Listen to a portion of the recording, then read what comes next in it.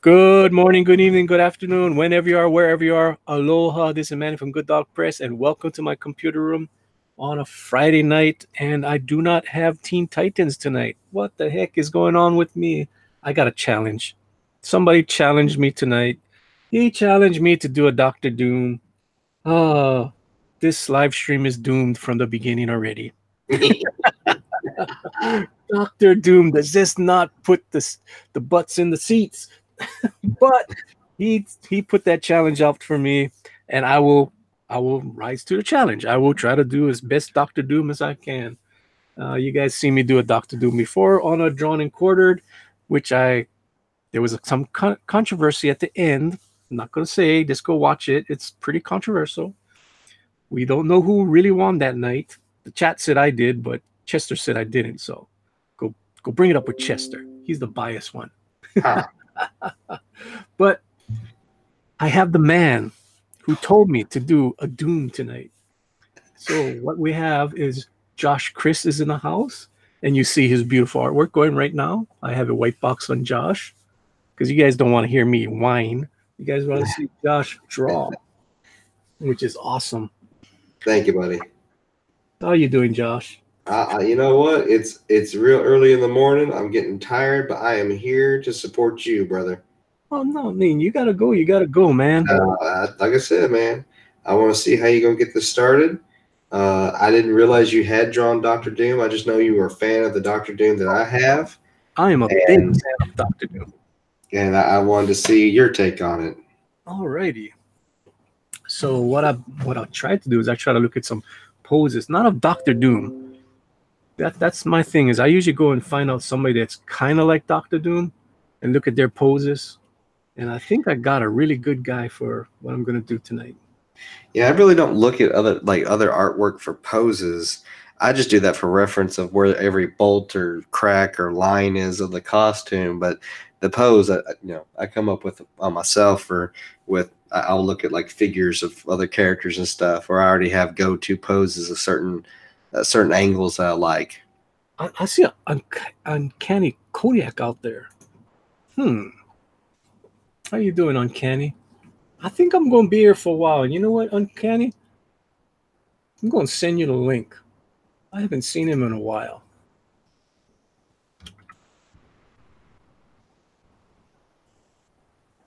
He changed his damn Twitter. Let me try Arthur. There he is. I put in Uncanny and it didn't come up. It's like, Oh yeah, yeah. there he is.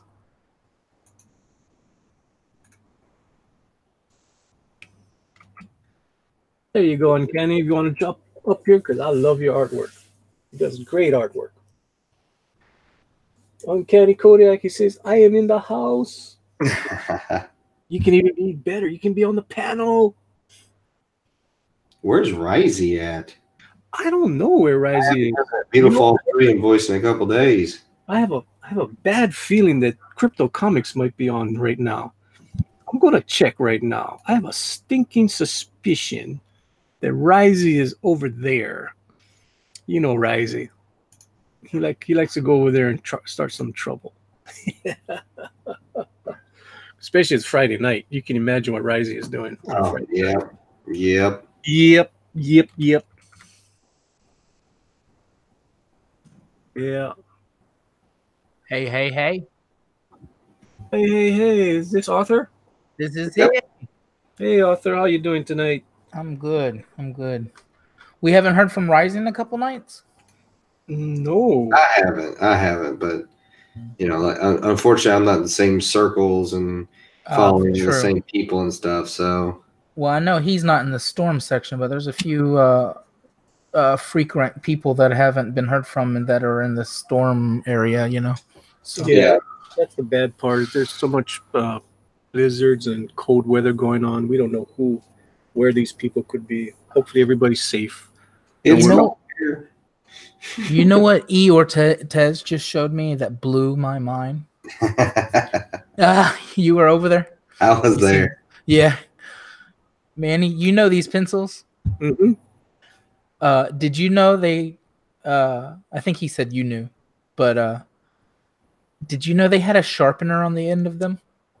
No, I did not.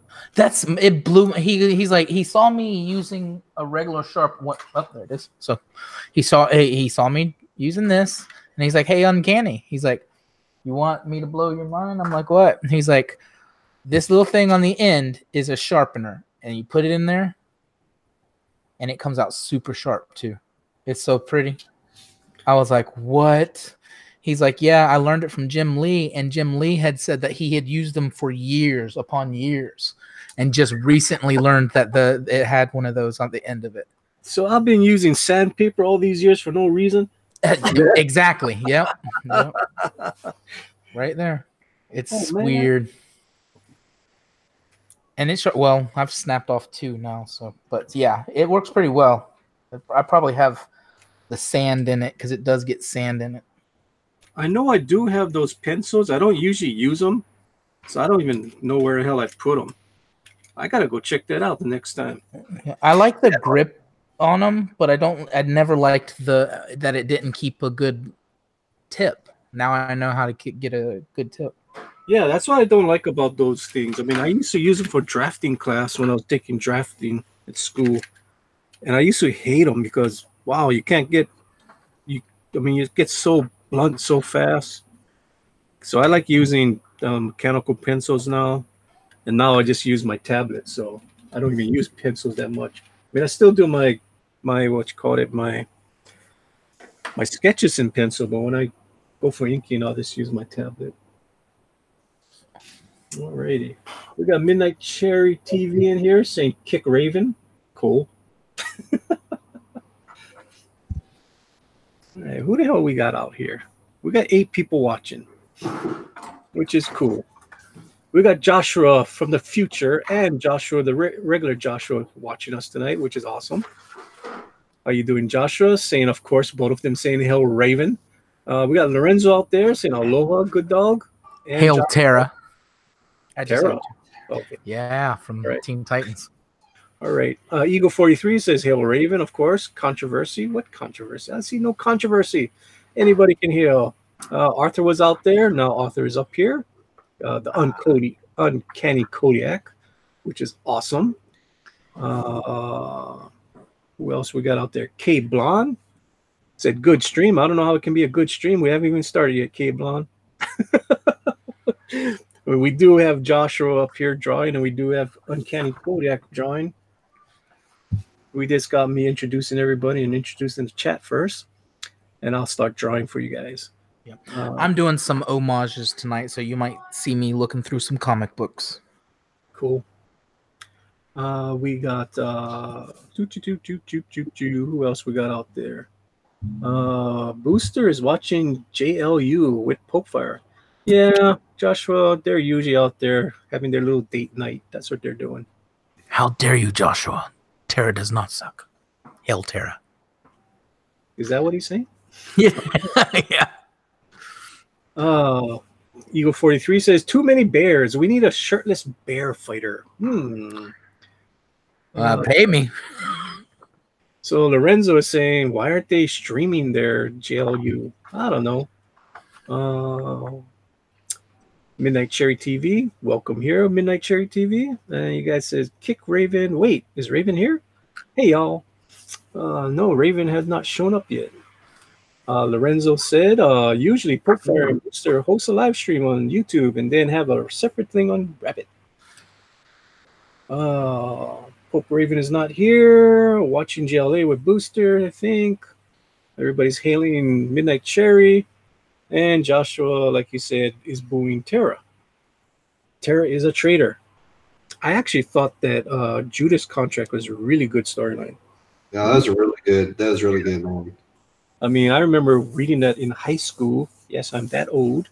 And me and my friend, we were even talking about, oh, look at how George Perez is drawing her. When she's with the Titan, she looks like a kid. When she's with Deathstroke, she looks like an adult. It's like, oh, that was pretty cool. So, yeah, it was a really good storyline. And I was kind of missed when she got killed. I was like, really? I see. I like a lot of the almost all the DC anime movies they've produced here in the past few years. I really enjoy them. I do too. Yeah, they're good.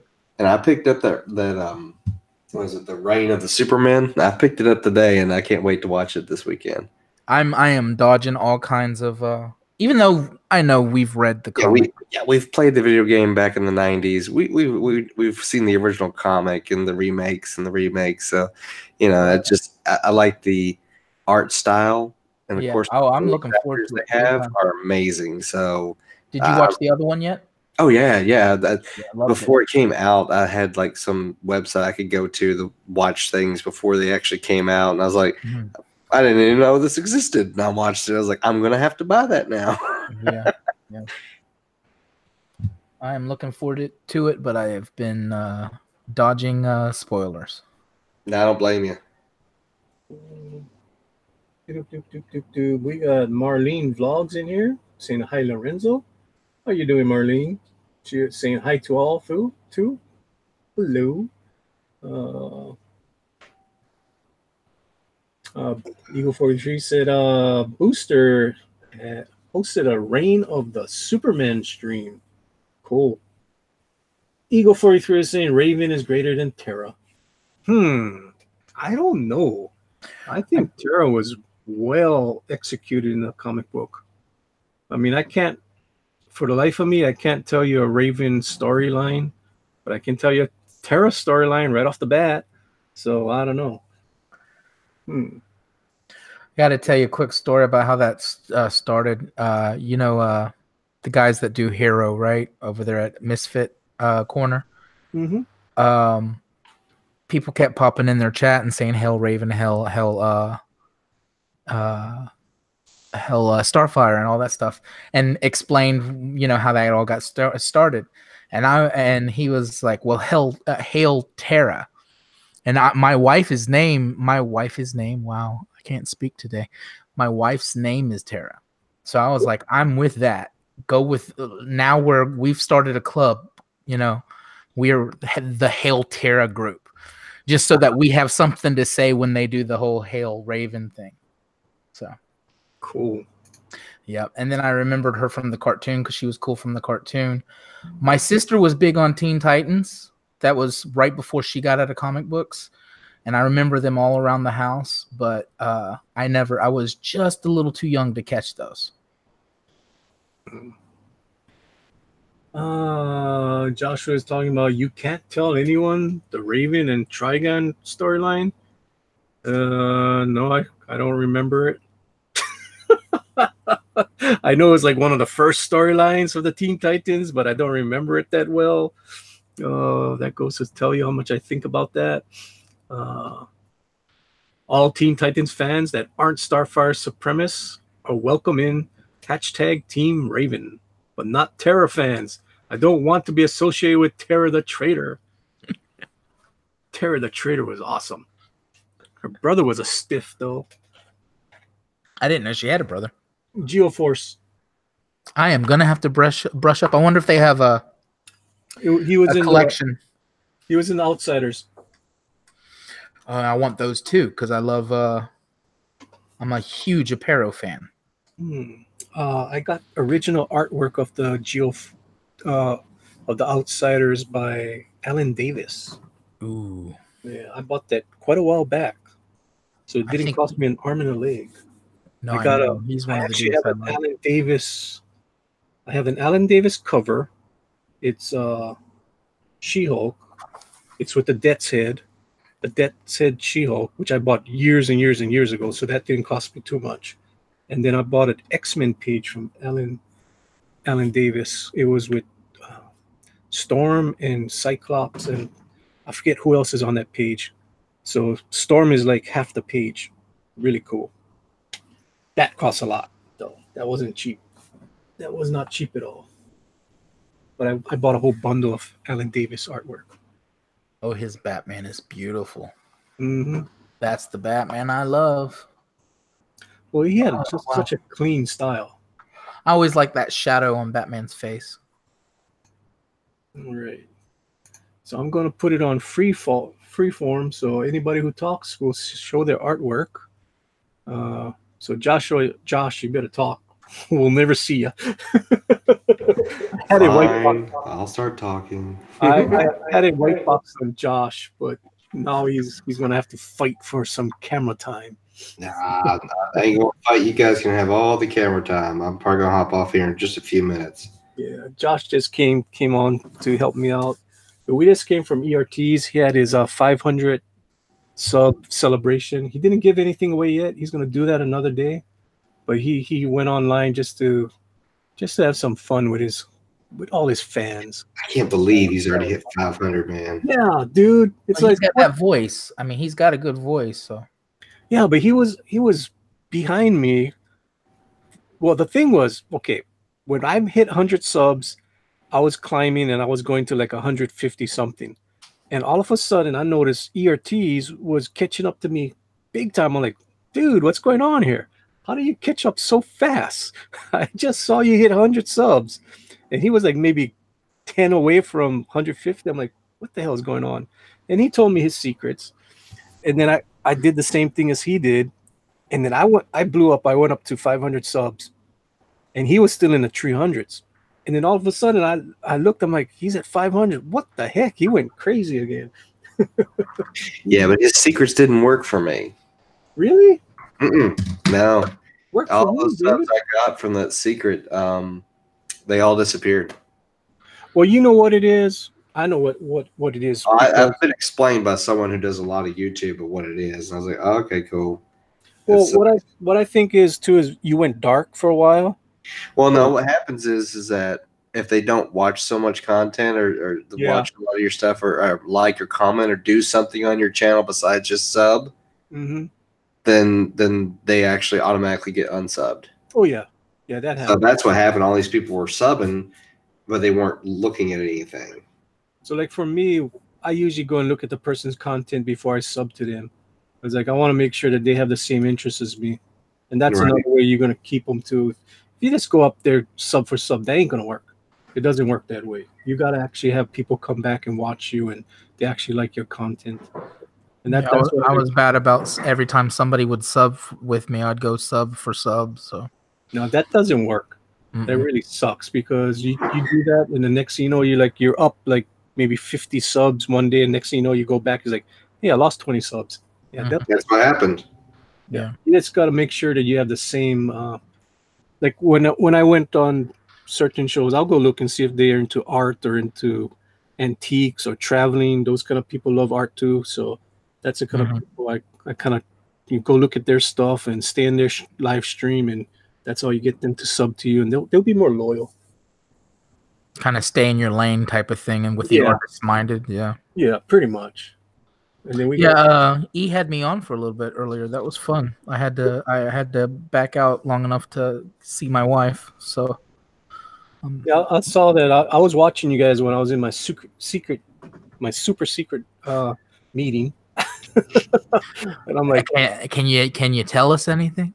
No, because I'm super excited about that anthology. I think that's a great idea. Well, I can tell you, I was in the meeting for the Tales from Beyond the Gate. There, I can tell you that. Yeah. And it's boring. It's just logistics. Where are we going to get the printing and all that fun stuff? And how many pages are you doing? How many pages are you finished? I mean, what can you show us? We can business stuff. Yeah, it's just business. So it's not, it's boring. You guys wouldn't want to hear what was on. It would be fun for us just to learn, but then you don't want to put the chat. You don't want the chat involved in that. Right. I mean, the chat wouldn't care. They wouldn't care at all. That's for sure. And they pretty much, I mean, you guys have seen me do my stuff online, so you guys know where I'm at on that book. Right. You know, and I've done some pages. I've been really cranking out the pages recently because I need to. You guys know what I need to go get my butt in gear and what I need to start doing. Yeah, I need to get that skunk girl ready to go. So I know I need to make my Tales from Beyond the Gate as good as I can, make it, awesome, so people actually go, oh, this guy's pretty good. Let's go see what else he does. I can just feed off of that.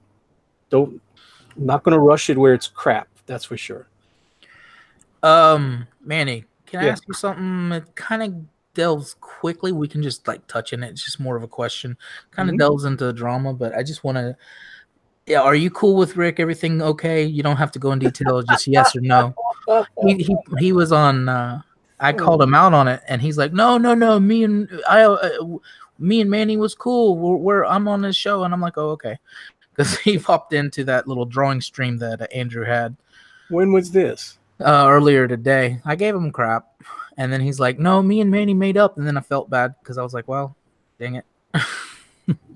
We'll keep the drama going. No, we never made up. You're lying. Dude, I thought so. And No, see, no, Andrew, no, no, no. Don't say that. Don't say that. Don't spread no rumors. I got nothing. I got nothing. You know, gotcha. it is what it is. I mean, he came hard at me, and I'm like, you gonna come hard at me? And I had no Yeah. clue that he was coming hard at me. I had no clue that he was trolling me. I mean, I really got sucker punched. I'm like, wow, I did That's not. just it. If somebody's gonna sucker punch you, Yeah. then I'm cannon fodder, you know? So they're gonna do it to I you, mean- they're gonna do it to us, you And know. I got sucker punched 2 times in a row, and I had no clue. Like I had no clue about the DNQ thing that he did. I had no clue about the skunk being on a spear. I had no clue. the So when I hell? did that I Canadian actually did Shield, remember you said that. yeah, when I did the Canadian Shield, I had no clue. And then after the show, a ninja told me, dude, go watch the Drawn and Quartered and see what he did to a skunk." I'm like, what? I thought it was a joke. I thought, no, there's no way. And I watched it. I'm like, oh my God. So then, and then I got another sucker punch when he came in as that woman's name, which was really off the wall. I'm like, wow, this woman is coming hard on me. What's going on tonight? I mean, I know the trolls that we have. Big deal. It's like, okay, I can take it. But this woman was coming at me, never saw her name before. And I was like, oh, I gotta be nice. This is a new person in my chat. Don't be a jerk. You know, be a good dog. Just keep your mouth shut. You know, don't go after a woman. You know, if it was John or somebody, yeah, I can go after him, but not a woman. No way. So now everybody in the chat's gonna become a woman and go hard on me with all their fake accounts. I'm too lazy to make fake accounts. I have 2 accounts. One Good Dog Press and Manny Korea. That's it. It's like, that's it, people. So it's usually, if I got my phone with me, I'll be Good Dog Press. If I got my iPad, it's gonna be Manny Korea. That's it. No biggie. You know. Yeah, I kind of. They even said, "Wow, uncanny," because I'm not normally like pretty vicious, but I was because I just had heard too much, and he popped in for that drawing thing that Andrew was doing, kind of a exhibition, you know, drawn and quartered type deal, you know, just fun, you know, and I'm like, "Oh, hi." It's you. No, it's nothing. I have no hard. I mean, I have a little feelings about it. I don't like being a sucker. Nobody wants to be a sucker. You know, I mean, I'm just shocked that he would do that. You know, knowing my personality, I'm not going to go hard at somebody I don't know, unless it's somebody coming in here doing really bad stuff like the other night. Oh yeah. Where we have to get rid of people. It's like, but other than that, I'm not gonna, because he never said anything bad. You know, he was just trolling. So Yeah. I gotta eat the trolling. It's pretty much we get enough of that just because of who we are and you know. Well, I get trolled. I mean, for a month I didn't get trolled from Pope Raven, but Pope Raven's back. He's back. Oh my goodness. But I mean, Wait. Pope Raven. Okay, I was like, wait, she's a she, isn't she? I was thinking of Pope Starfire or whatever it is.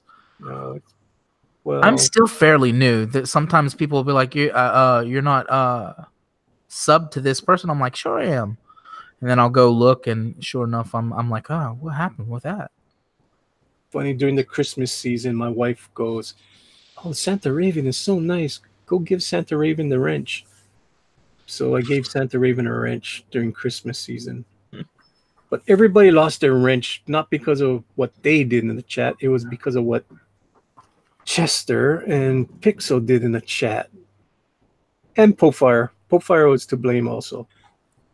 You guys can blame Pope Fire too, because I told her not to do it, and she still hit somebody over the head with the wrench. Because I don't like people getting hit with the wrench. Yeah.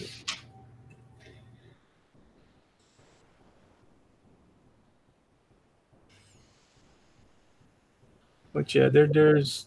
I mean, if Rick wants to bring it up or whatever's, I don't care. Just and the funny one was, I think the last time I was on stream was either Monday night, maybe it was Monday night, when everybody told me to give Rick the link, and I tried to give him the link, and he blocked me. Oh well, that's my point. That's my point. Is what he said, and you can go. I'm pretty sure that Andrew put in Misfit Corner. He put that back up because you can hear me kind of go, "Oh, hi, Rick." It's like, and he's like, "Oh no, me and Manny is like, we're good." And he made it seem like, and I was like, "I don't want to step on your toes because that's your business, you know." But my thing is I had heard him in a stream one time. Like really, it seemed like complaining about the process of learning how to draw to actually do it. And I had heard him say that. I don't know whose it was. And I heard him. So I said, you know, I don't think somebody should say that, especially, you know, when you have people learning. I don't want them doing what I did and skipping the learning process and then suffering for it later. We should be telling them, no, go learn anatomy. Go focus, you know, you got to get this stuff out of the way now so that you can be better down the road. So I called him on that, but it was, he's a nice person, you know, it's just. Yeah. It's like, I watched today, I don't know why, but I watched a stream that he and I and John Dillard and Tank Ferret did months ago. It was the stream that we did, Princess Leia. It was me and John Dillard went head to head. In drawing Princess Leia, and it was funny because you can see how bad I was back then talking, and I mean my artwork was okay, but I was not very polished, and you know we were just starting and trying to figure out this YouTube stuff, and it was fun to watch. I'm like, oh, those are nice times. Why can't we have those nice times again? Yeah. You know, John was very respectful to me too. If you watch that show, you're like, that's not John Dillard. He wasn't going hard at anybody. He wasn't going hard at me or Tank or Cross. It was this. You could tell it was 4 guys trying to learn the craft of how do we do this YouTube crap. Yeah. I love your saying, by the way. Like when you was like, get out of the doghouse. I was like, get out of the doghouse. Yeah. Like if you ever did do a T-shirt, you should be like, I'm in the T-shirt should be like, I'm in the proud to be in the doghouse. You know, because how it's like, oh, I'm in the doghouse. You know, that's supposed to be a bad thing, but for you, it's you know the doghouse. I like that. And what's going to happen too is, okay, so I made a group. The group got too big, so it got out of hand. It was getting really out of hand. I mean, people were just using it and going crazy in it. So I cut it down to the doghouse, which is pretty much all the artists and some of the talkers. Yeah. I'm going to cut it down. Your main eventers, right? Yeah. Well, I'm going to cut it down again to another one. I'm not going to get rid of the doghouse. The doghouse will still be there. But you're going to see, I'm going to make it to a chill stream, just like ERTs. And that is going to be called the Top Dogs. And the Top Dogs are going to be the guys that don't talk.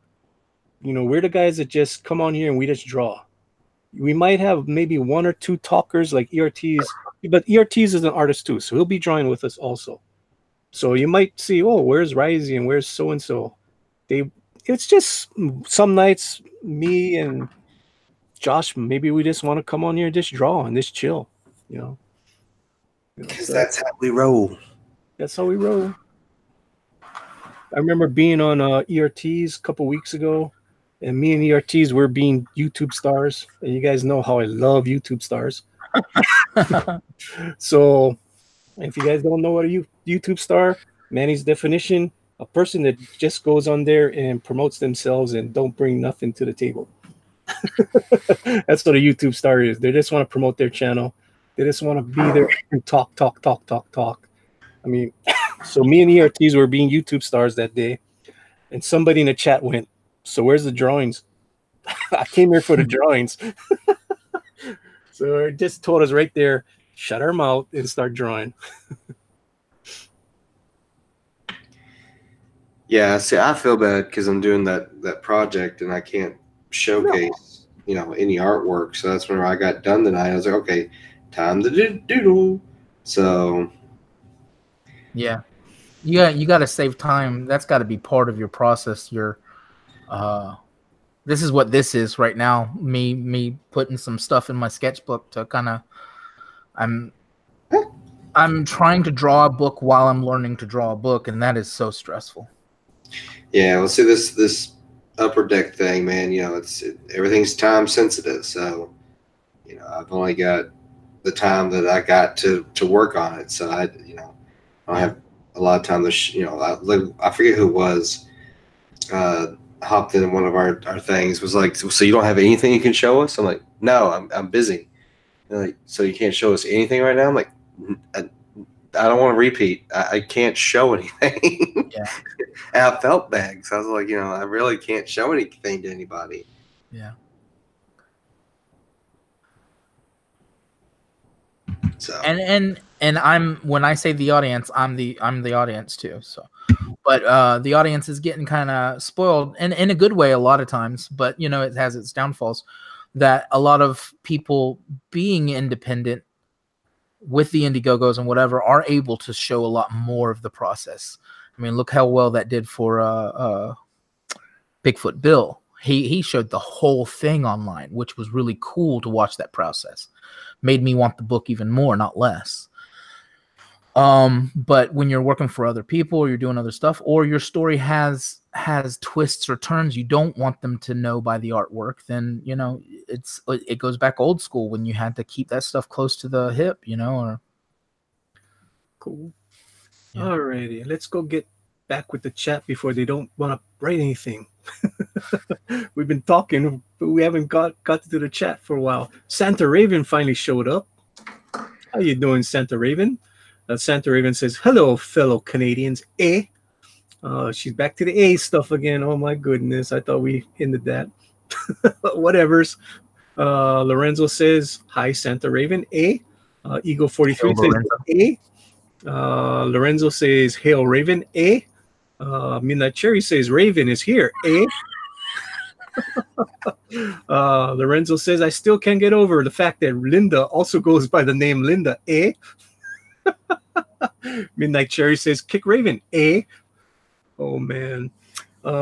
Eagle 43, Raven, Good Dog is a terror supremacist. A. Santa Raven I'm says, sorry I mentioned his name, Manny. don't worry. It's good. It's good for the chat. Don't worry. It's good. I mean, little drama doesn't hurt anybody. A little bit. As long as you don't go crazy. Oh, I could tell you guys stuff that happens after the show in secret chats that, oh, you want to hear drama. There's drama, but we ain't going to get into it. Santa Raven says, oh, it's Cherry, eh? Santa Raven says, Good Dog doesn't know anything about Titans. He doesn't read comics, eh? I've read so many comics. I've forgot so many stories too. Oh, I've read too many, Santa Raven. Joshua is hailing Pope Santa Raven. Eagle 43 says, thanks for your wisdom, eh? I don't know whose wisdom that is. Hopefully it was mine. Midnight Cherry says, my subs are private. I don't ever expect a follow back, but I sub a lot. Eh? No, I just put the A. Marcus says, Doctor Strange. Yeah, I'm using the Doctor Strange pose. I do that a lot. If I'm going to go draw something, I don't usually use the character's pose. I don't want to do some pose that somebody's done already, but I'll go swipe a pose from another character. Just like I did the Carnage. I used the Moon Knight pose for the Carnage, believe it or not.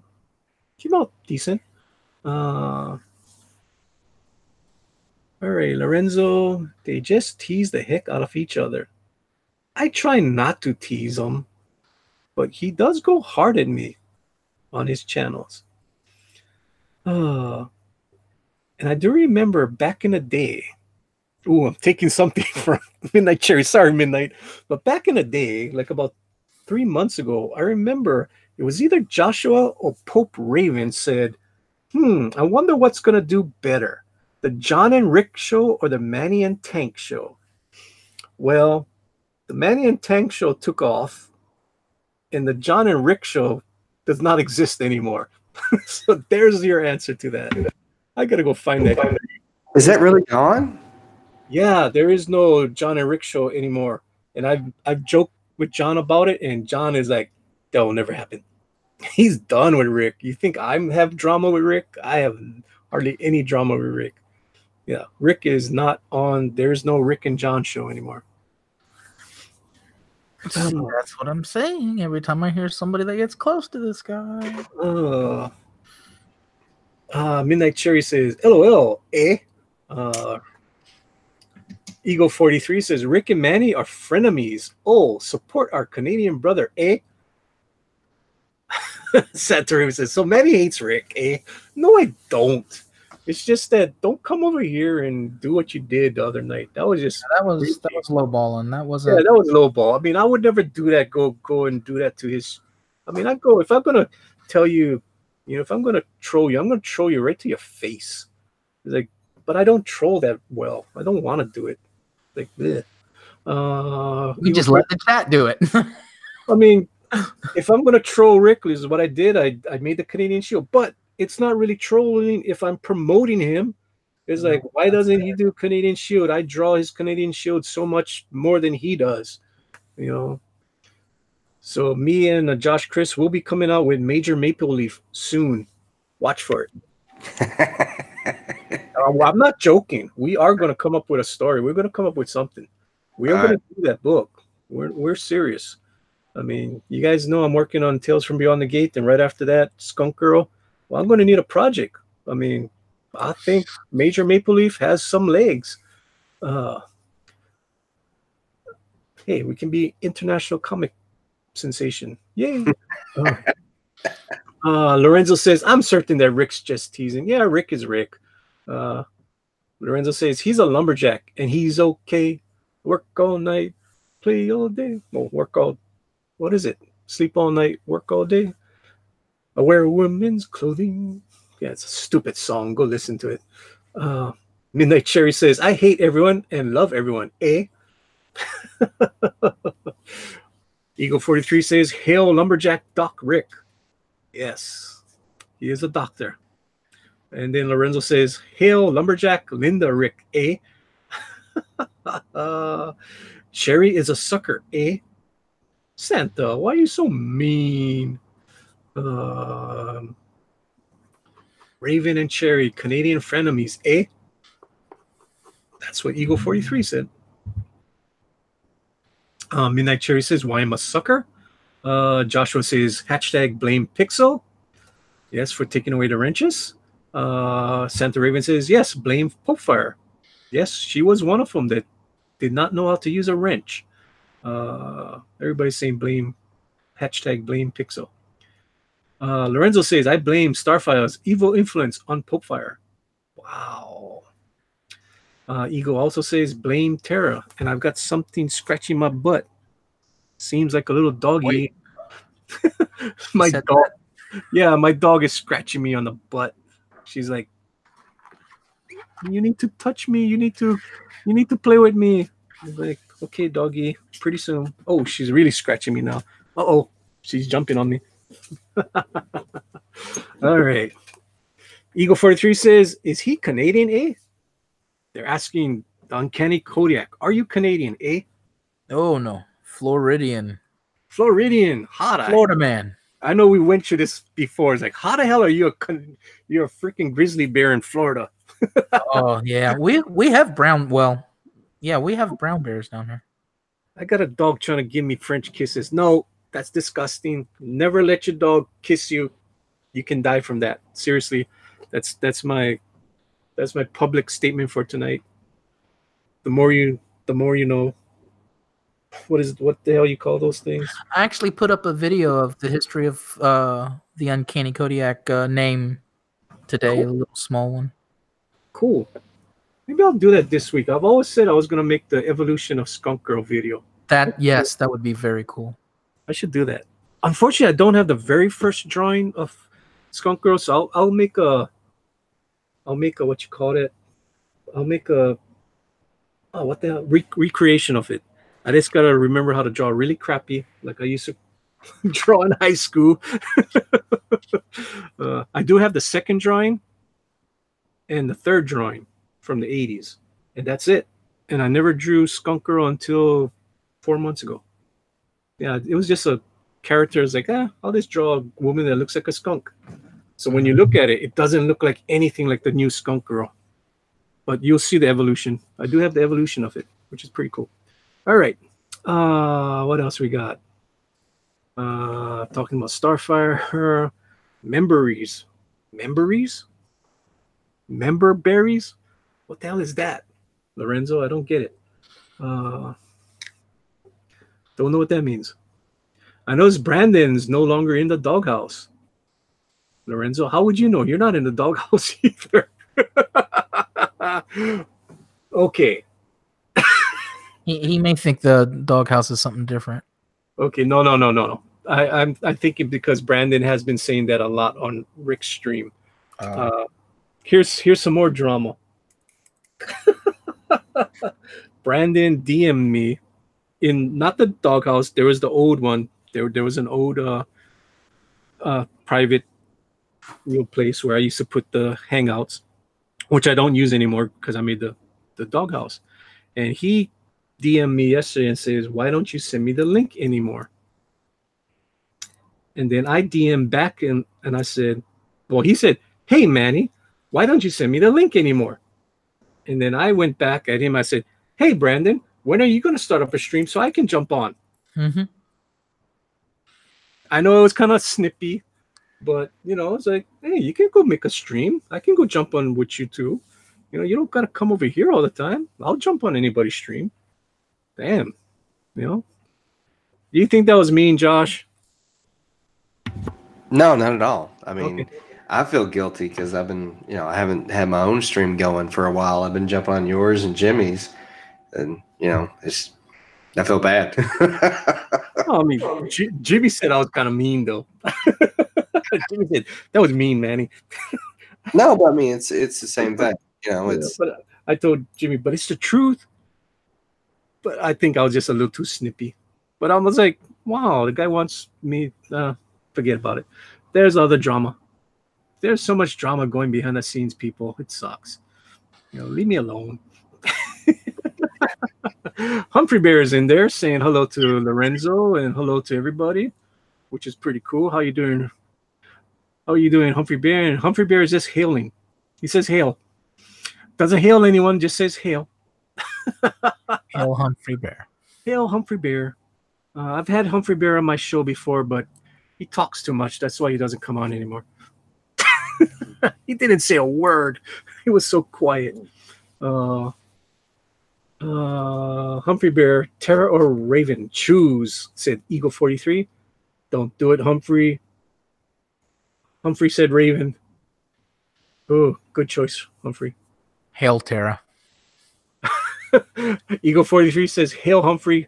Humphrey Bear, smarter than your average bear. Yes, smarter than Chester Bear. Ooh.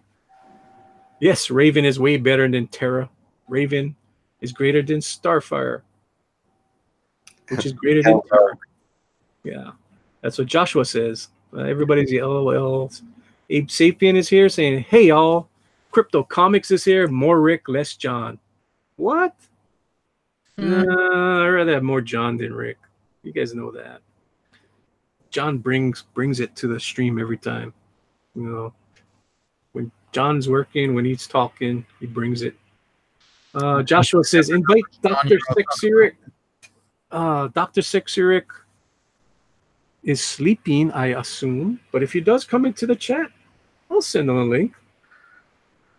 Eagle 43 says, hail crypto, hail Canada, eh? Crypto is from Canada. We all know that. He says he's from Portland, but we don't believe him. Joshua says John jokes about stealing characters, but Manny actually does it. Yeah, I did. I will say that I did steal Major Maple Leaf and Canadian Wonder.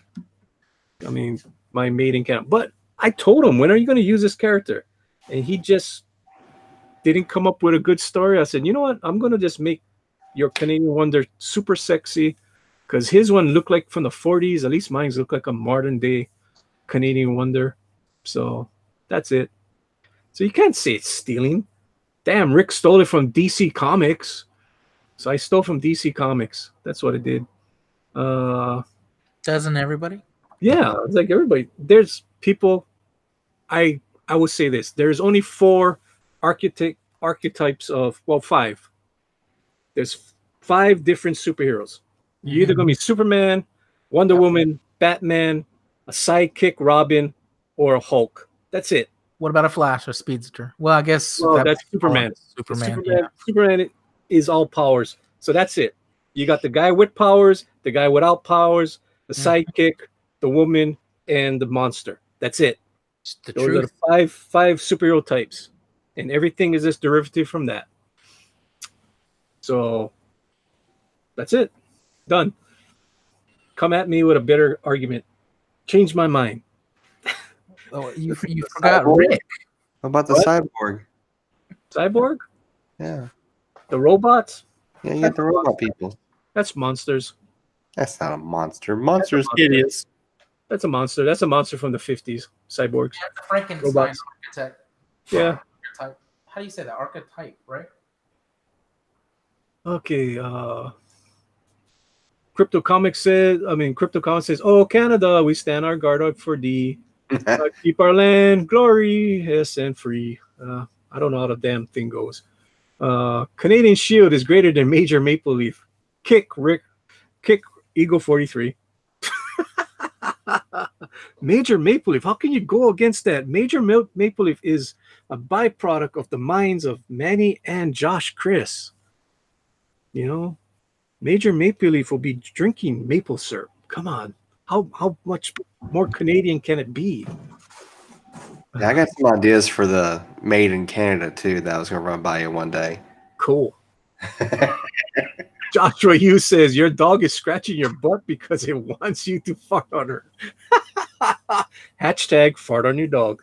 No, she's right now. She's cuddling right up against my chest, and she wants me to pet her. Oh my goodness, you're being a little brat as usual. Velnid is in the house saying hey to everybody. Hill Raven and all kind of stuff he's saying. Cool.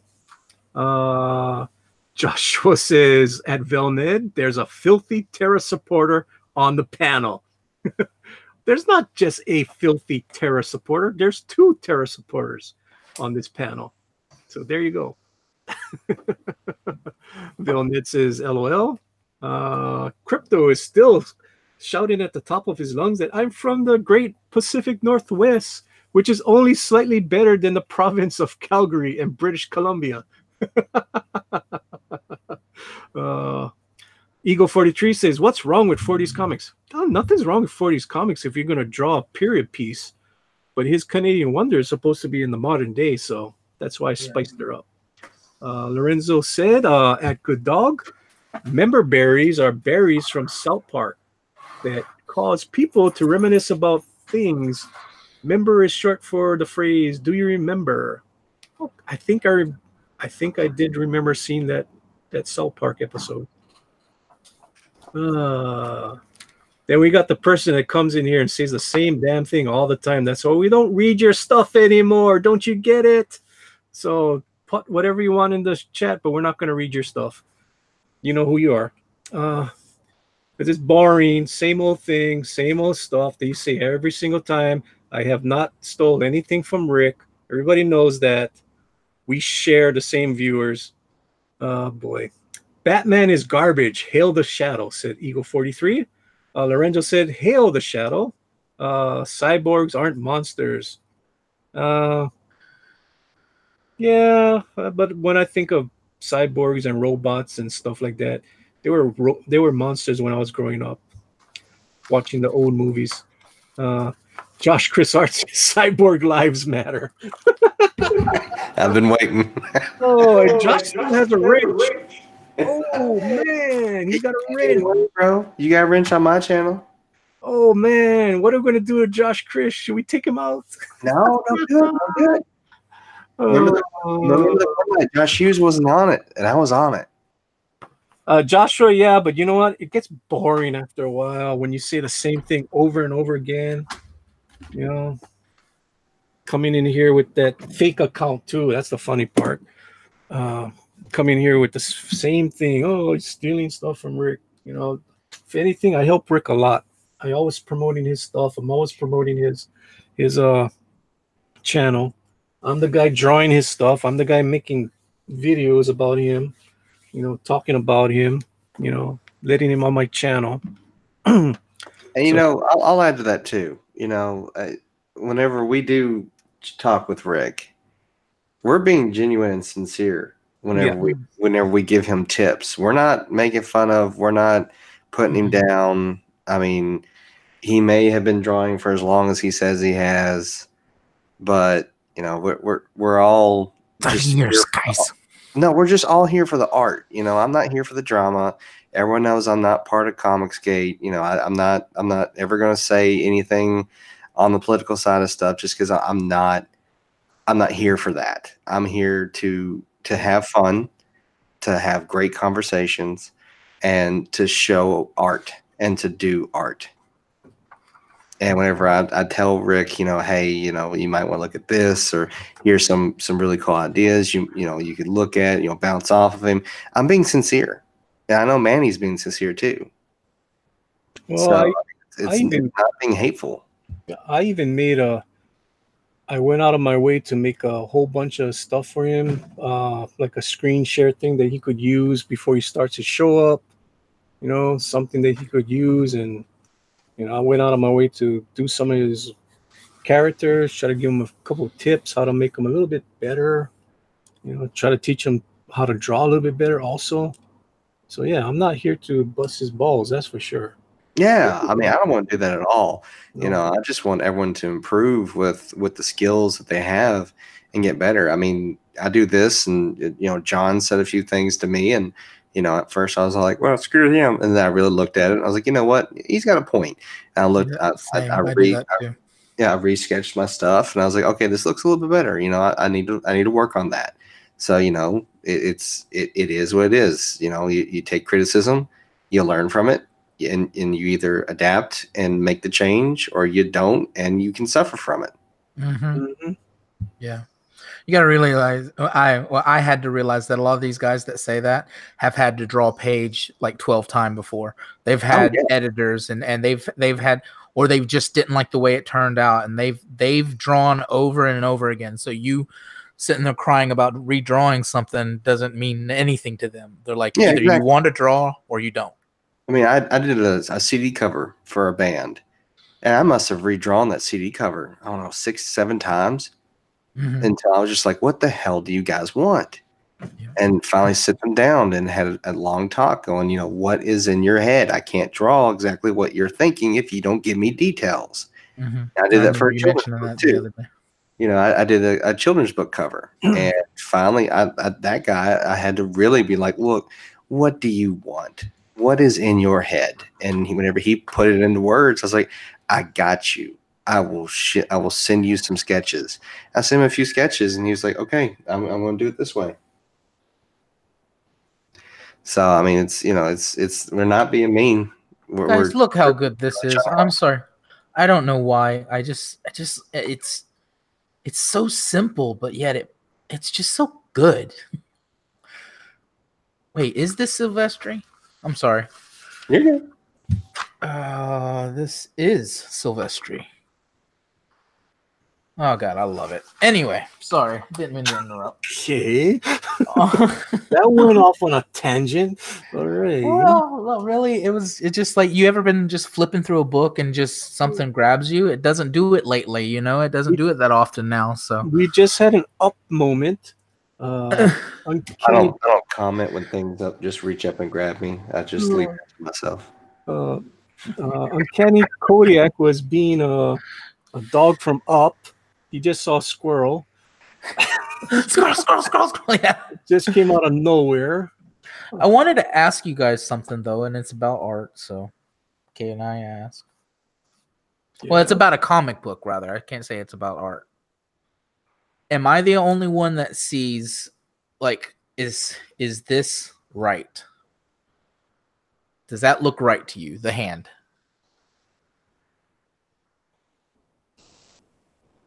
I'm gonna chime in on this. I have noticed a few different artists have different poses with hands that I'm just like, there's no physical way that's ever gonna happen. He did an artistic thing. That middle finger should be the biggest finger, but since it would cover his face, that's why he did it weird like that. Yeah.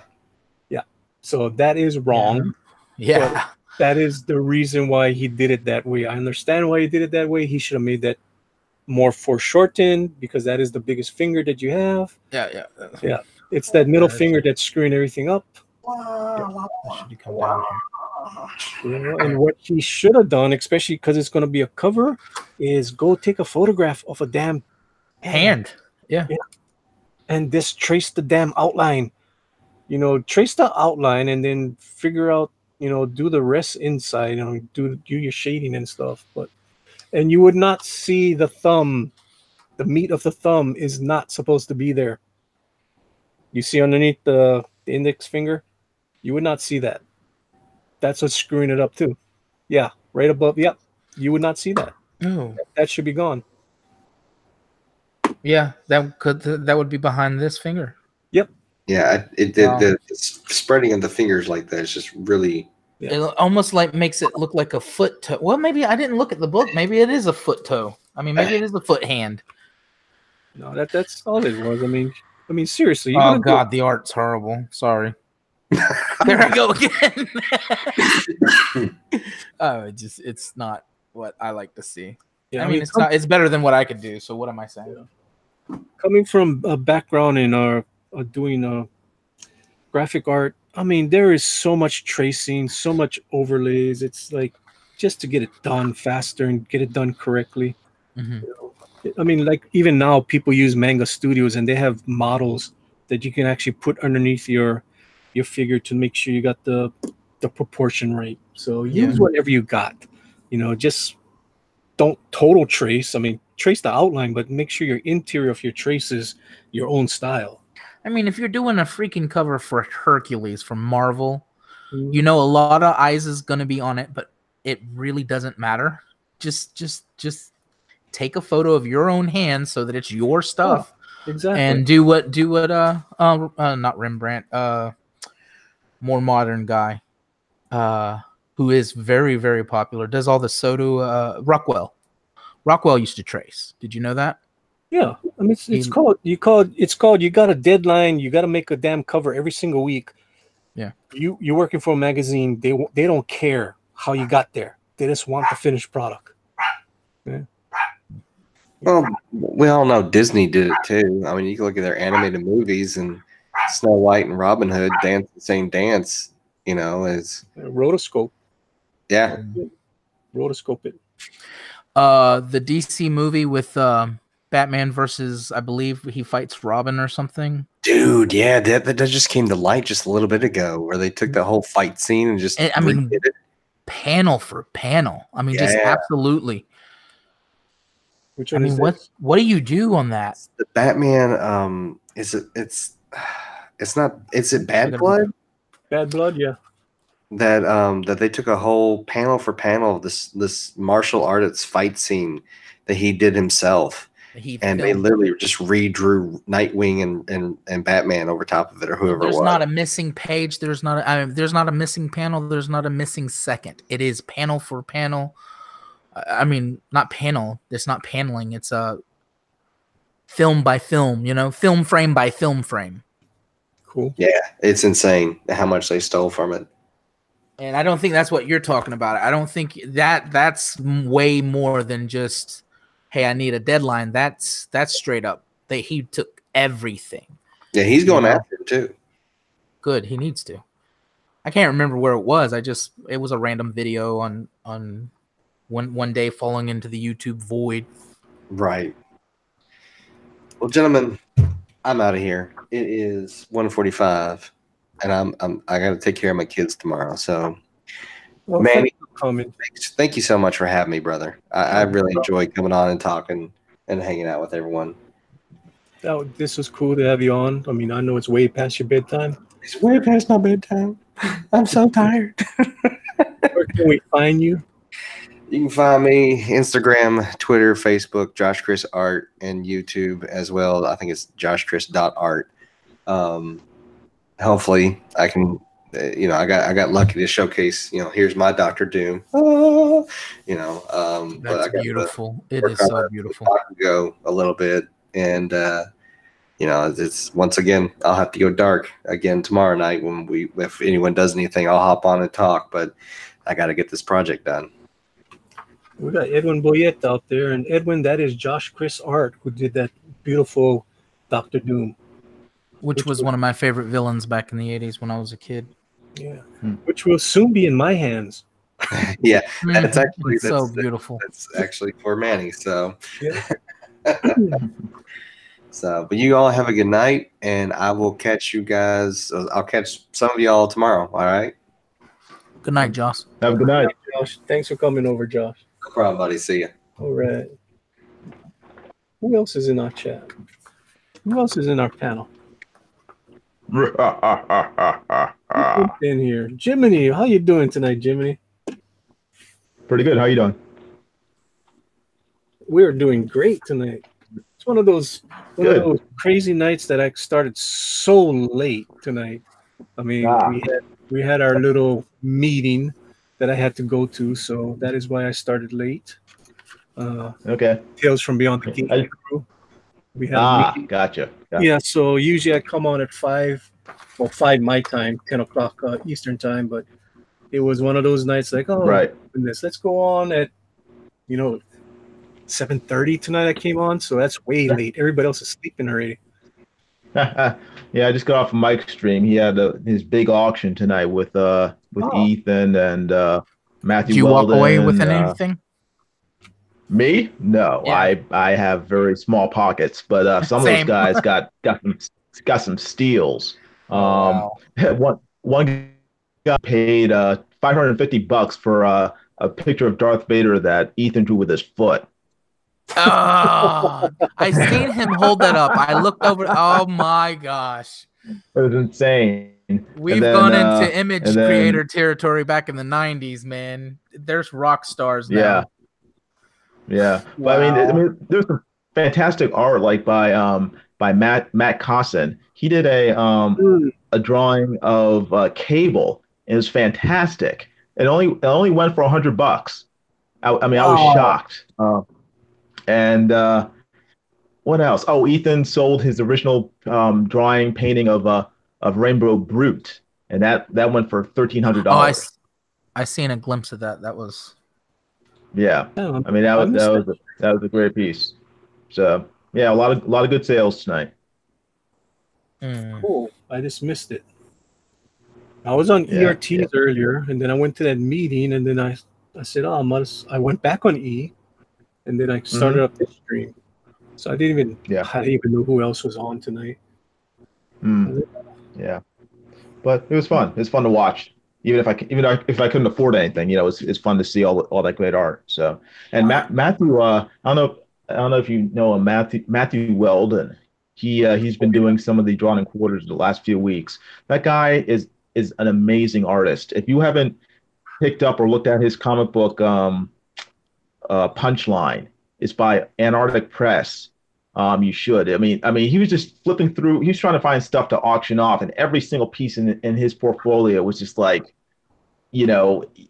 easily worth at least $500. I mean, it was just looking. I mean, the art quality was so fantastic.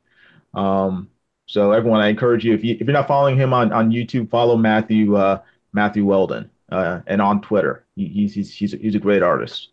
I'm trying to remember which one you guys did, which one he did on the Drawn and Quartered. It was him and Matt Cosson.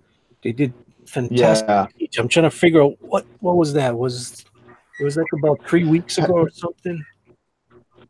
Yeah, I mean Matthew Weldon's art tends to be very I mean he does women fantastically, but I mean they're very detailed, but the way he does hair is what fascinates me. He does hair like what's his name? Oh my gosh, the famous Art Nouveau artist, Alfonso Mucha.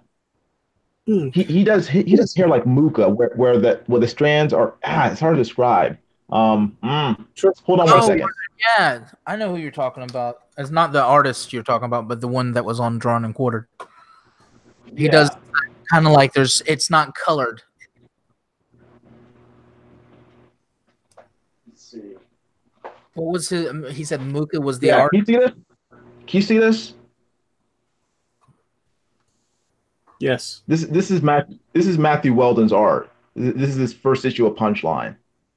But all of his line work is like extremely fine, like that. And see how the way he connects the hair strands.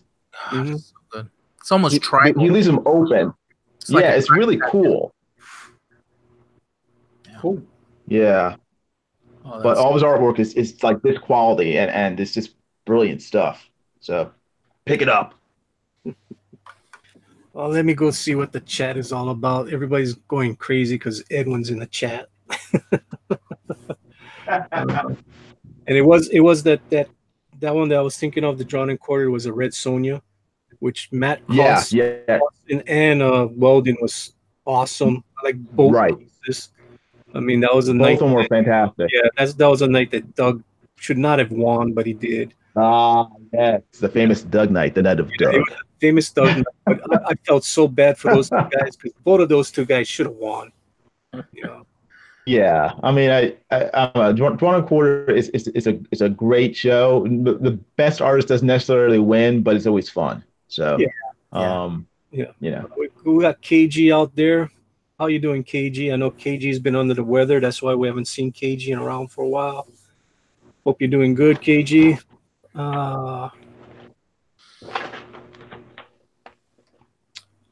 People are complaining that Edwin has a wrench. Well, Edwin deserves a wrench on my show.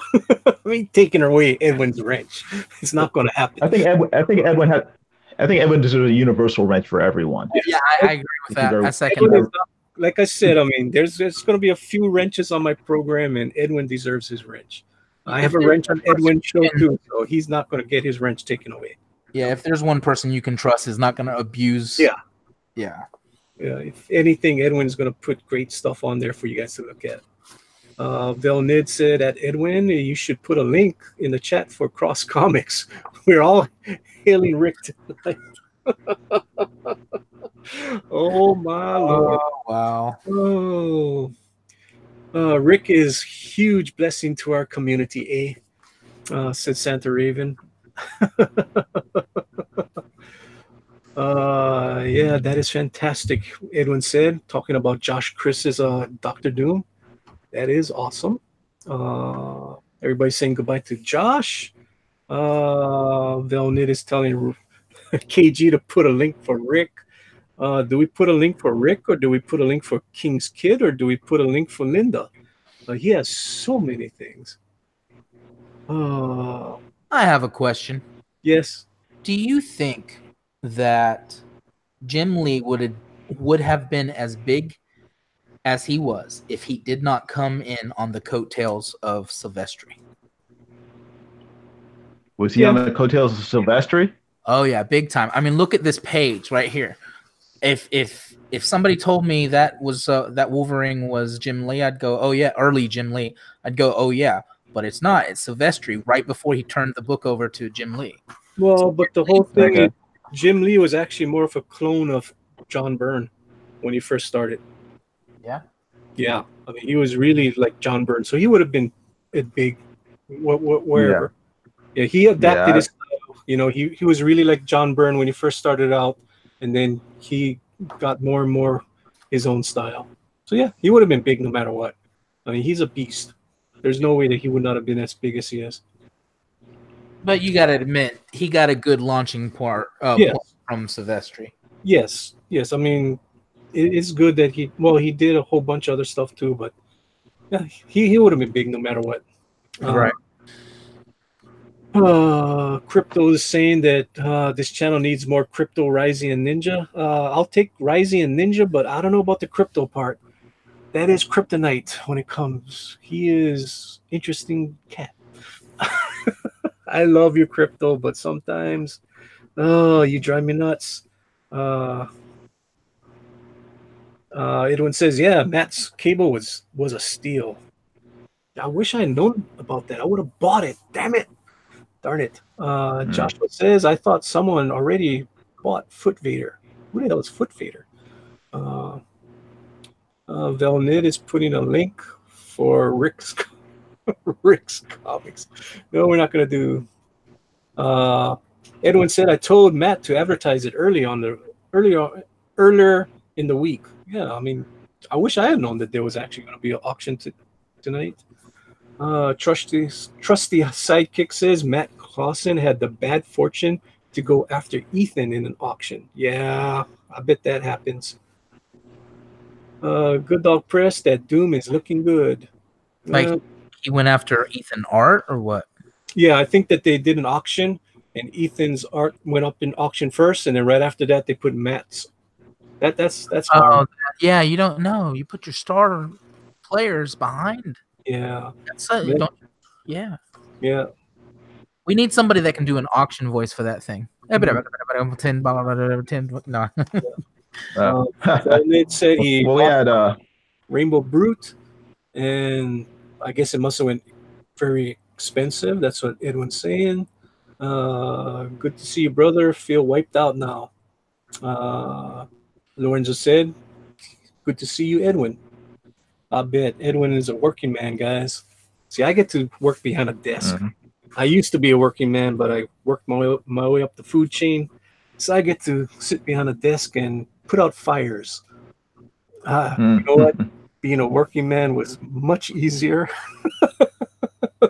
It was, and it kept me in shape too. Having to carry my tool bag all over the place. Now I don't carry tool bags. I just carry a pen and paper, and people run away from me. Yeah. And I went to work this morning, and before I even started, I already had phone calls, and I had to go put out a fire. Wow. It was interesting. It was an interesting day. Oh, yes, to say the least. It's like I just got to work. I made my breakfast. I usually make my breakfast at my desk, and just ready to eat, and another supervisor came and said, oh, I got something to show you, Manny. And I'm like, that's not a good way to start the day. I'm like, okay, let's go see what the problem is. And I'm like, oh, this is not good. Yeah. Oh, man. So I guess Edwin was the auctioneer tonight. Yes, he was. He was very good. Great job as an auctioneer. Yeah. Damn it, I'm going to have to go watch that. I'll watch the stream tomorrow. You should. Yeah, I'm not sure if he's going to have it every week, but I had go it ahead. while watching E's channel. Yeah, we were all on E's channel. Hear it. Yeah, E had his 500 sub tonight. That's why we were at E. Lorenzo is asking, is it late or early in the morning? It is actually not late. It's only 9 o'clock right now. So we are still early, pretty much. 2 o'clock for me. You know that whole thing of me repairing my sleeping schedule? Yeah, I did that, and then I broke it. Edwin says, I have had a lot of serious people asking me about Matthew Weldon. I'll bet because he is awesome.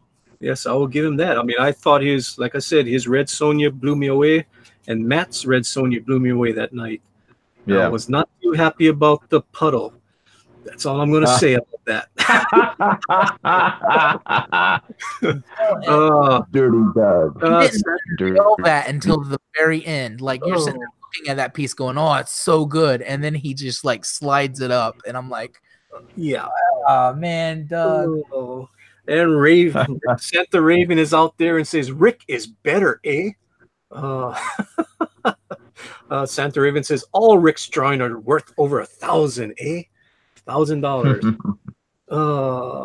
Rick Velnid says, Rick should have had a piece in the auction. Well, KG said he's still sick. Sorry to hear about that, KG. Everybody's hailing KG. Hope he gets better. KG. Yeah. Lorenzo said it was great seeing Booster on Drawn and Quartered. Yes, it was. It was fun. KG is thanking everybody. Hope you feel better, KG. Yeah. Eagle 43 is saying, hail Rick, master of 3 accounts, eh? We got PS Milter out there saying stuff looks good, guys, which is awesome. You guys know this is the chill stream over here. We always got people drawing, which is awesome. Good dog press. Edwin says, are you going to the comic book store tomorrow? DM me, Edwin, and I'll see if I can make it. I know I got to go over to my brother's house and do some plumbing in the morning. But if you want to meet me at a comic shop, sure, I'll do that. Sounds fun. It'd be awesome. Finally get to meet the man. Bro, you get to go comic book shopping with Edwin. Are you kidding me? And Edwin, if I meet Edwin, Edwin's going to get some freebies from me. He's going to get some comic books from myself. That'll be awesome. Yeah, Edwin, that'll be awesome as hell. I'll make sure I got to go see my brother at 8 o'clock in the morning. Hopefully I can get that plumbing done fast. Yeah. I can't say that. That would give away what the hell I do. So next, that would give away where I work too. So I'm not going to say anything. Don't dox yourself. Yeah, don't dox yourself. Yeah, Edwin knows where I work. It's funny. Santa Raven says Rick needs a 4th account called Good Cat Press, eh? I love you, Santa Raven. I don't know if Edwin says, I don't know if it will be every Friday, but it will be frequent, talking about the auctions, which is awesome. All right.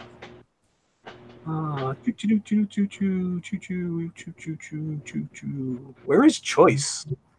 Edwin, I do not know where Choice is. Outer Realms is right down the street from my house. That just doxed me. No, I didn't. Edwin doxed me last night. The other night on Drawn and Quartered. He goes, oh yeah, man, he lives here on the island with me. He lives in Kalihi. Thank you, Edwin. Here's his address and his social security number. The funny, I've done in his chat a few times when you see the mountain behind him, and I did it really funny because he's not doxing me or anything. I put in the chat, right? Yeah, Edwin is doxing me again. I live beyond that mountain, which is true. I mean, if you go straight in a straight line, I'm over that mountain. Waimalu Safeway. Oh, that's cool. Waimalu Safeway. Oh, I know what you're talking about. Yeah, I heard about that place. Somebody told me about it. And they said they had blank covers one time. Yeah, my friend always tells me about it. I've never gone there yet. That'll be cool. That's I'm not gonna dox. Don't dox. I'm not gonna dox. So I know where it's at. Yeah. You were speaking about those mountains, the scenery behind Edwin, and you know how he gets that perfect like noir silhouette of himself. The other day he had just went on this epic rant, and I'll let you watch it if you want to see it, but it was epic and it was right on. What channel? Just finished. What channel? Mike's, and I think it was Mike's. I don't remember. Anyways, and he was right on with what he was saying, and it was passionate, and he was yelling. And just right after he got done with that, and I'm just like, wow, that was awesome. There was this bright rainbow right behind him, and the whole chat, because they're not this was a serious episode, so they're not really focused on the chat, right? But me and the whole chat are just like blowing up like, Edwin, you have to look behind you, bro, because it's just like so bright right now. Yeah, cool. So, perfect timing for that. It's what's crazy, if you guys notice, like you look at the mountain range and it's raining, and then you just pan to the other side and it's totally, sunny. It's like that's how it is so crazy here. And you could actually have total sunny area, but it's raining. It's crazy how the weather is here. But yeah, me and Edwin, we're suffering in our 72 degrees right now. You poor guys. Poor guys. Boosters in the chat asking, what are we drawing? Dr. Doom. I am drawing Dr. Doom. Uncanny Kodiak is drawing sketches. Sketches, yeah. Sketching. Yeah. And what are you drawing tonight, Jiminy? Dr. Doom. Dr. Doom? Awesome. Yeah, we're doing a Night of Doom tonight because I was challenged. Josh Chris, he always does this to me. Josh Chris sticks me with something that I haven't drawn for a while, but I did draw Dr. Doom about 3 months ago. So that's what I'm doing tonight. I'm doing a Dr. Doom, and I'm being a gracious host because I don't have any people to talk for me tonight. Hint, hint, Booster. Get in here, Booster. Everybody loves the Booster boy. Live before. Yeah. Maybe I think the first time you had me on, Manny. Booster might have been there. Yeah, it's like I remember you sent me the skunk girl. I'm like, oh, I'll get him on my show. That's cool. I love artists. I love putting new artists on my show. I just love. I've fell in love with that idea of the unbreathable skunk girl. So I was like, that's very cool. And then when you showed me, I swear I want a tattoo of that one that the dude did that had a Pepe Le Pew. Oh, the fan art that I got? Yes, that one was awesome too. That's from Trusty Sidekick. He just sent me that the other day. Oh, I follow him. Yeah, he's awesome. I mean, that was some really clean lines. Really like that. We'll go put that on. My mom's nickname for my dad was Pepe Le Pew because she said he would chase her anywhere. So, unfortunately for me, that's my nickname for my wife too. The Unbreathable Skunk Girl calls me Pepe Le Pew. I have been known to be very stinky. Master of the Dutch oven. Oh, you know you're Thanks bad. for sharing. You know you're bad when your wife is sleeping and you wake her up. Yeah. Oh man, stop. Yeah. It hasn't happened in a while, but it was. I guess I ate the wrong things or something. Oh. Yeah, it happens. I am not proud of that fact. But it happened. Man. Oh, Manny. Hey. And she called me Pepe. How many times? Like, you're my Pepe. And how would I know, like 5-6 years later, I'll be drawing a skunk girl? Never thought I'd be doing that. But hey, it works. It's fun. I like drawing it, and I hope I know other people love drawing it. I made sure that the costume was very easy to follow, so anybody could do it. Didn't make a very hard costume. Very sleek, very very nice to do. Now I'm looking for the Trusty. That beautiful picture that he did. Well, I see I found Jiminy's creeper, so I must be close. There it is. What are you talking about? Remember the creeper you did last week? Yeah. Oh, you're looking through your computer. Okay. I'm Gotcha. looking at what you call it. Hey, why is it not coming up? There it is. Copy the image.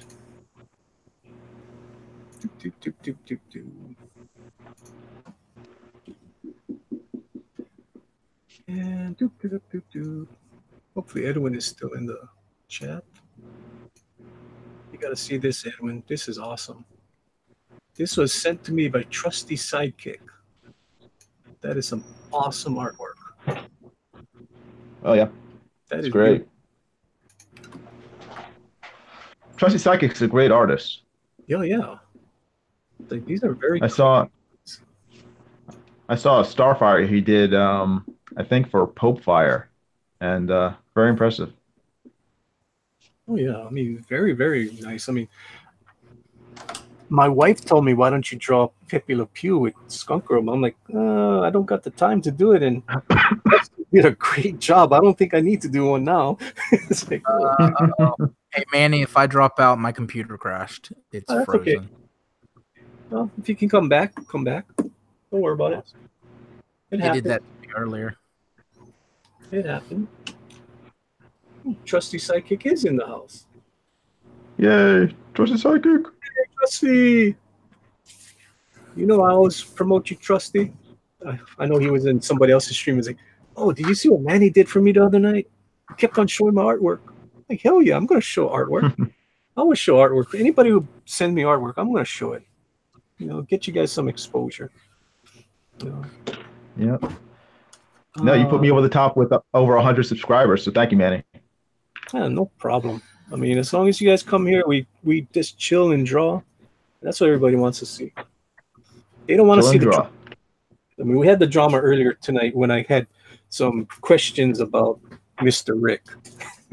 But we're done with that. Now I got the real Skunk Girl came home and the dog is attacking Skunk Girl. Yeah. Yeah. She just loves us to death. She'll attack me as I come through the door. Then she'll attack my wife. She'll attack my son. Lorenzo saying Manny colored Booster's artwork and added a little more detail. Unfortunately, that Snake Plissken was not Booster's best. I mean, if I really want to make that better, I would have to really cut the arms and extend the arms. I don't want to do that. I really just want to keep Booster's art the way it is. Yeah, so I just want to embellish a little bit, give some line weight to the bottom of the artwork, but I really don't want to change it. So, if I was to ever donate an iPad with Procreate on it to anybody, it would be Booster, because I actually do believe within a couple months he could be leaps and bounds with a new program.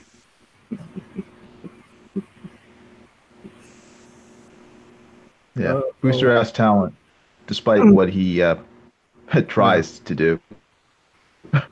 He tries to hide it, but his talent still shines through. Yeah. Oh boy! Now we got another troll in here. Don't know who it is from the chat. Just made a fake account. We got another one, people. Don't we love our fake accounts? And then everybody's actually talking to the fake account.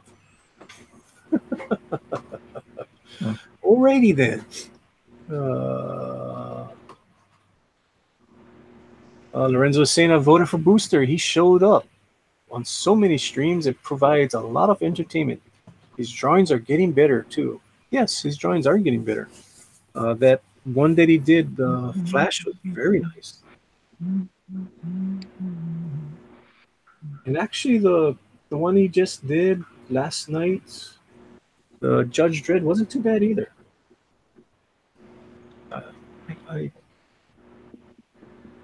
I can work with that. I can actually color down. That would be not too bad. All right, so here I am, back to Doom. We are caught up with the chat. If I could get my computer to move faster, I could probably dox this person very quickly. Well, stop. Don't worry about it. Don't worry. Wow, it's brand new. Like they just made it like seconds ago. Yeah. Yeah. Wow. Well, that's the whole thing. It's like whatever's. I mean, I guess the person has nothing better to do on a Friday night but go troll somebody in Hawaii. people and troll. They're not trolling you guys. It's trolling me. It is what it is. Just use it for content. Like you said, it is what it is. It is what it is. That's why I just ignore it. Just ignore it, and then the person will just get bored after a while and just don't show up anymore. And go troll somebody else that actually cares. Mm-hmm.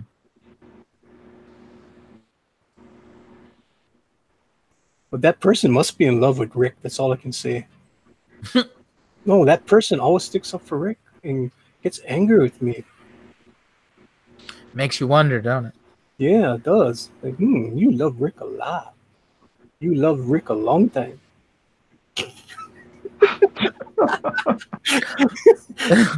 There's some people. Oh boy! Why don't we have a booster in here? Because Booster's most likely playing Kingdom Hearts. That's all it is. Oh, Give him a couple more weeks, people. Let it get out of his system. That's all it is. Booster's time is with Kingdom Hearts right now, which is fine.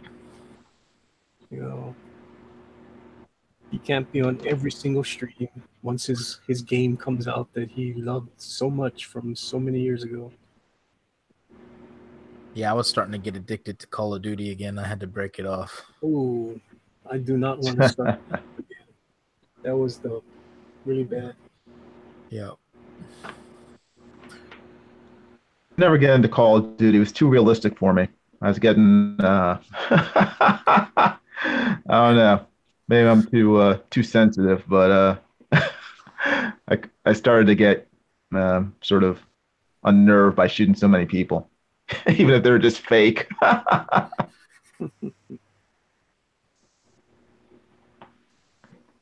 Lips is not what I want to do.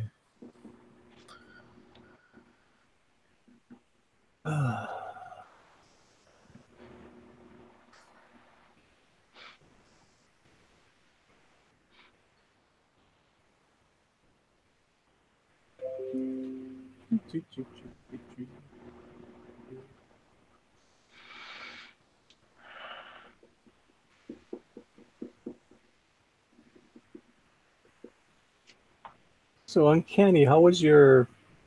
I never got to talk to you since you were on the Drawn and Quartered. How was your experience? Do you like it? I choked that day. I felt like no, I'm serious. I couldn't pull up. I couldn't think straight. I had downed like 2 cups of coffee just before it, and it because I have drawn along with almost every Drawn and Quartered and produced good stuff, and I was not happy with what I produced at all, and I wasn't happy with. I had not learned yet how to turn my microphone off, so every time I spoke, it was in my ear, which would make me just like gag on every sentence. So yeah, it was a bad experience. but you learn, it's like I also learned some really bad things that I was doing with my art, so it was definitely a learning experience. What was the subject that week? I can't remember. Aquaman and no. Mira versus Black Manta? Yes. Okay, got it. Yeah. And I'm not familiar with that character at all, except for seeing him once or twice on the DCAU. Yeah, Super Friends. Was he on Super Friends? Yeah, that's where he first showed up. Well, at least in cartoons, yeah. Oh wow. But yeah, he was on. He was on. He was on. What was it? Young Justice a lot, and also Justice League back in the '90s. Me and the kids need to catch up because Joshua, I just sent you a DM. Okay, continue. Continue, guys. Sorry about that. Oh, right. That's okay. No, we wasn't sure if you was talking to the chat until we. No, I was talking to the chat, and I just told Joshua something. Mm-hmm. And I'm gonna say it to Santa Raven also. Oh boy! But go talk. I remember the Super Friends, the challenge of the Super Friends, or Yeah. Well, I mean, that was like I think that was probably like the fifth season. yeah, But that's the one I yeah, I remember. think yeah. Yeah, it was a good show when you're like 6 and 7. Oh yeah, especially back then because you didn't have all the superheroes, so you're always looking for your favorite superhero to show up for 10 Right. seconds. Right, yeah, like Green Lantern. It's like, oh, he's Green Lantern. Oh, he's gone. Yeah, exactly. I remember So, the first time that I seen the previews for Fox X-Men, and I seen Beast like a couple oh, months before it aired. I flipped out. I oh was yeah, like, "It's Beast," because back then yeah, you didn't see all these characters on the screen. So yeah. I remember watching Spider-Man back in the early '80s, and they showed the X-Men for the first time. I was like, oh wow, cool, the X-Men. yeah. They're on a cartoon, and Wolverine had an Australian Oh accent. yeah, It was funny. that was a big debacle in my house because I was young enough to go think that was right, and I was like, "It's awesome," and my sister's like, "No, it's not. He's Your Canadian, not sister tells Australian." you. Yeah. Oh yeah, my big sister. Yeah, she was big into that That's stuff. hilarious. She was the one that was my big sister is probably around Manny's age. So she was big into the Teen Titans. So. That old? I'm kidding. I'm kidding, Manny. Don't worry about it. I can handle it. I can handle it. What happened I'm to probably the oldest one here, so. What happened to the era when age was celebrated? And when was it? Is, but not for men. I think it just depends on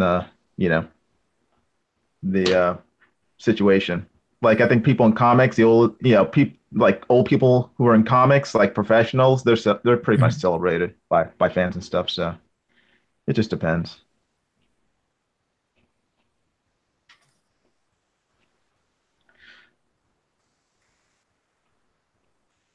Why are we being flat earth conspiracy thinkers on this chat? Neil Adams in the chat. What's going on? What is Neil Adams a flat earther? What? No, he believes in a hollow Earth.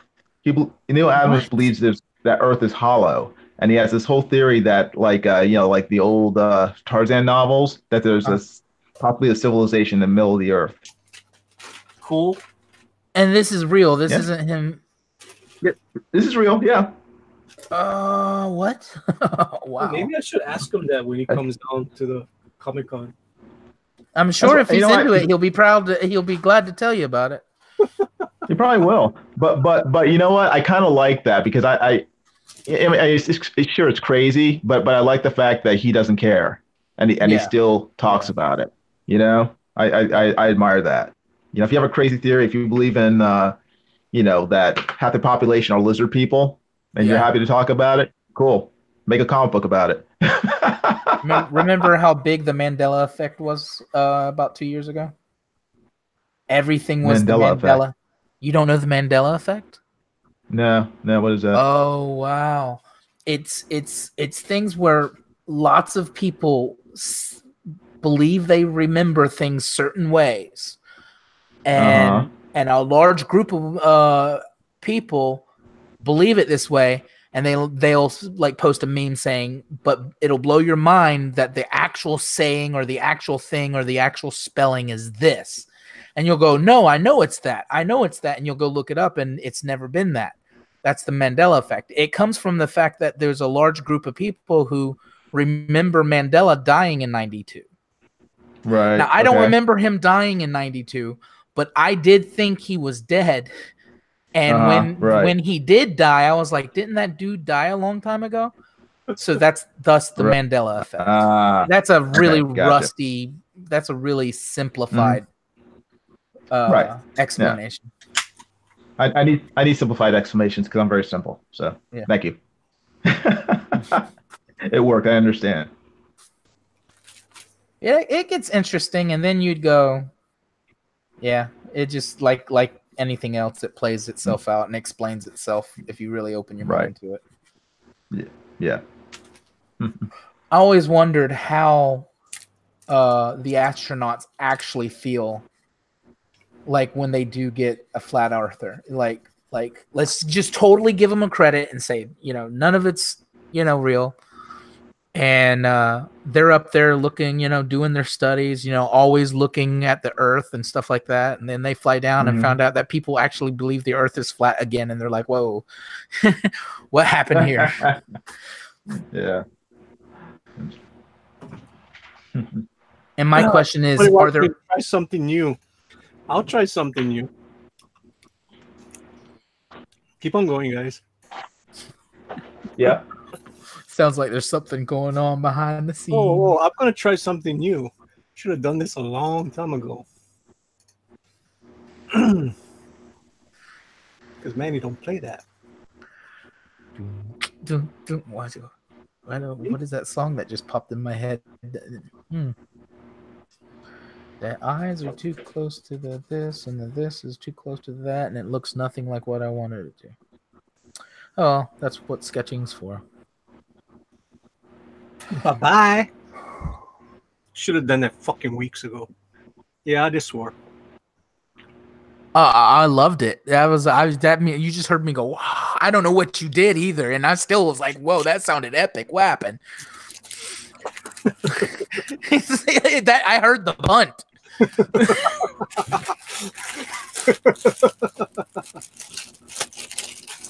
Yeah, I know, Joshua, but after a while, it gets fucking boring.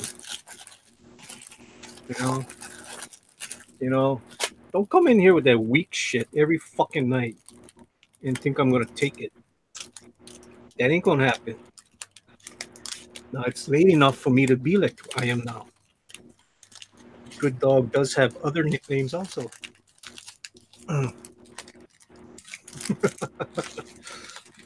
Sorry you guys had to hear that. My dad always told me that acting out like that is a way to get attention just once. Mm-hmm. Whereas being respectful, being patient, and waiting is a way to get attention for always. And that was very nice for weeks and weeks and weeks. Well, that was just a certain somebody wanting attention and that he feels he's not getting, and now he lost all attention. Yep. So it's just like, you know what? I'm not going to deal with this anymore in my chat. So all that fun stuff that he had, which he never chose the real people that actually are mean to Rick. There you go.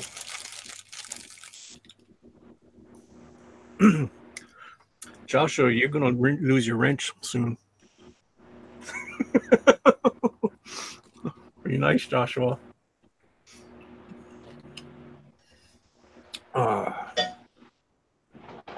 Good Dog is becoming Bad Dog, and I don't want to be Bad Dog.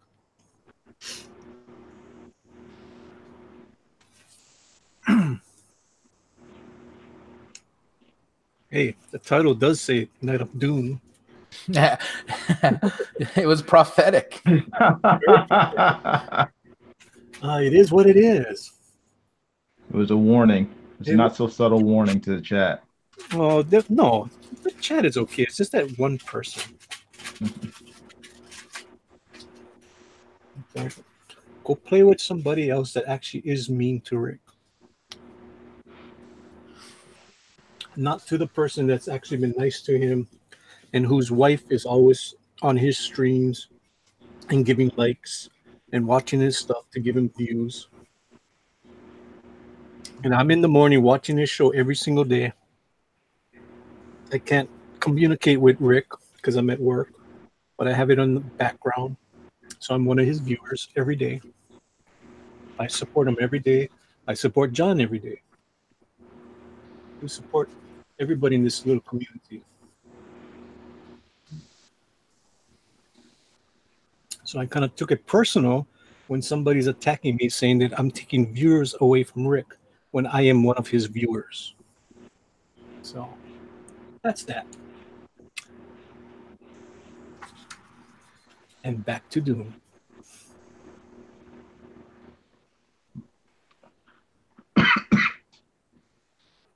And don't die on me, whoever that is.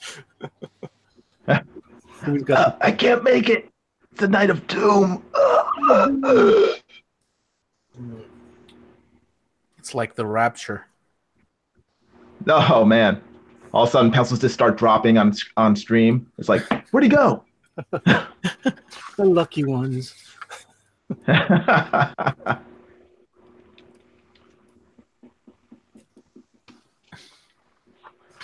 Only people left are Gail Simone and Renfamous. Oh God, I'll be happy. Oh man, yeah.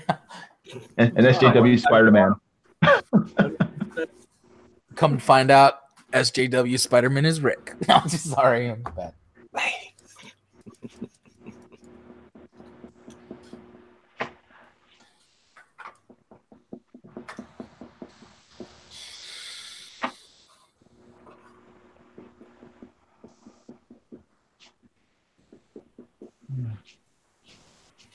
Did you ever see that movie, This Is the End, with Seth Rogen and a bunch of other guys? I haven't. If you have a chance, watch it. It's rated R, but it's extremely funny. It's pretty much about the rapture, and they all these guys play themselves. Like Seth Rogen's playing himself. All these Hollywood actors, are at a party, and all of a sudden the rapture happens, and pretty much everyone in Hollywood is either left on Earth, or the Earth opens up and they get thrown into hell, and then there are like 7 of them left, in this Hollywood mansion, and what's her name? The girl from Harry Potter shows up. She's trying to survive with them. It's a hilarious movie. I even just thinking about it, it makes me crack up. But it's probably, I guess what shocked me was that it was a movie. It was that was surprisingly accurate in terms of what will happen in the end days. I was just like, what the heck? It's a great movie. If you have a chance, check it out. So what was the This is the end story? Hollywood is evil. Yeah, that's what was shocking about it. It's like they were basically admitting that we're all godless, heathens who deserve to be left behind when during the rapture. It's easy to make fun of something you don't believe in. I know, but they were kind of accurate. I was like, yeah. I don't know if they realized like how much they were, sort of trolling themselves, but it was a good movie. Yeah. I think she famously didn't want to do a lot of the scenes in that movie, wanted out of that movie. But they say that the girl from Harry Potter. Okay. Emma Watson. And they said that's funny Watson, because she's actually really good in that, and it really shows like different sides of her talent. Yeah, no, she was good playing herself. Once you mentioned that she was in it and that Seth Rogen, I was like, oh, it's that movie. I've never seen it, but I will check it out. I haven't. You know what else? Seriously, check it out. What was you saying, Manny? Yeah. I said I haven't seen it either. You know what else I haven't seen is that the interview with him. Which interview? The one they go to North Korea. Yeah. Yeah, it is. Oh yes, that's a great movie. Yeah, that's funny. And it's weird for me to say that because I'm not a big Seth Rogen fan. Yeah. But he is very funny in both of those movies. He was on. What's the other guy's name? I can't remember. The guy that co-star in the interview. The guy from Spider-Man. Yeah. Oh yeah. Man. I don't know, but I forgot that I wanted to see The Room. The what? Oh, whatever that was called. The one where he played the guy for. The one where the guy from Spider-Man played the guy that made that infamous movie that. Anyways, it'll come to me. Never mind. Let's move on. Oh, okay. Yes, no, yeah.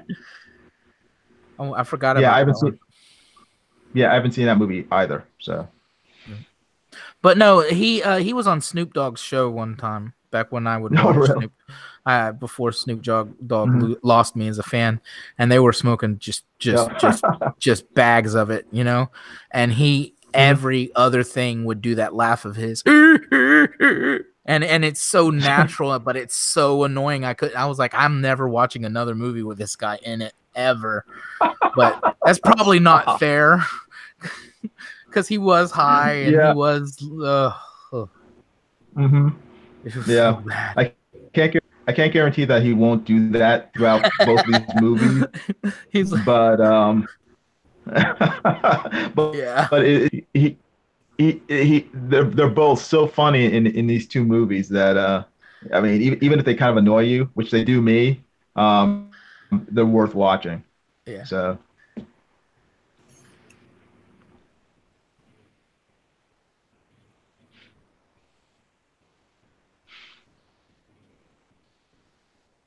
are you guys gonna see Battle Angel Alita or Alita Battle Angel when it comes out? I'll wait until it comes to.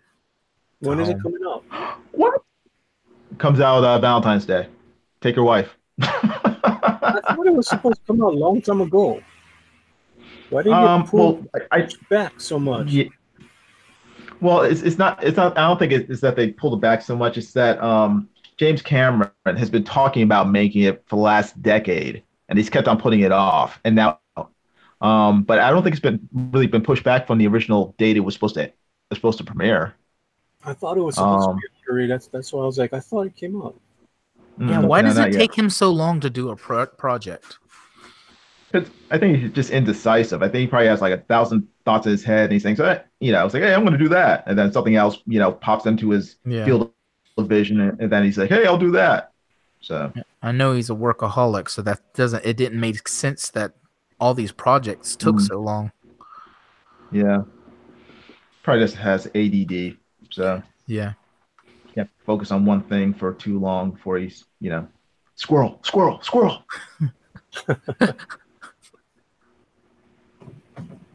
Speaking of that, there's this comic book. No, I'm just kidding. What's that? There's this picture. I was just referencing me going on that tangent about that drawing earlier. Squirrel. Earlier when I was like looking at a picture and I just was like, hey guys, look at this picture. And nobody was like, yeah. They're like, yeah. So we're talking about something completely different, and you come up with, check out this picture. I'm like, what? I thought you guys would appreciate it. I was in my own little world. I apologize. We were on a different tangent. Like, what are we talking about here? Okay, what is a tangent in art? When I keep hearing EVS and okay, Malin talk about it. You see my page right now? Yeah. Okay, if you have a tangent is when two lines sort of connect, and it confuses the viewer because it messes with their ability to tell foreground from background. Like if you have a person. Hold on a sec, because I just realized I'm on the YouTube. Where's my? Just give me 1 second. 1 second. Okay, what I don't understand is why is the chat all saying "Rest in peace, Velnid"? Why? Rest in peace, Luke. Velnid, why? What happened? And who's Velnid? Oh, right. Velnid is trying to. Okay, I get it. Why they're saying "rest in peace"? I get it. All right, Jiminy, I'm on you. Okay. It's when two objects in a picture, some line on the foreground object lines up almost exactly with the line in the background object. So it's hard to tell that. It's hard to separate the two. Like if you have a person like that. Okay. And there's something in the background, like I don't know, like a cruise ship in the background. Okay, you have the water here. See that?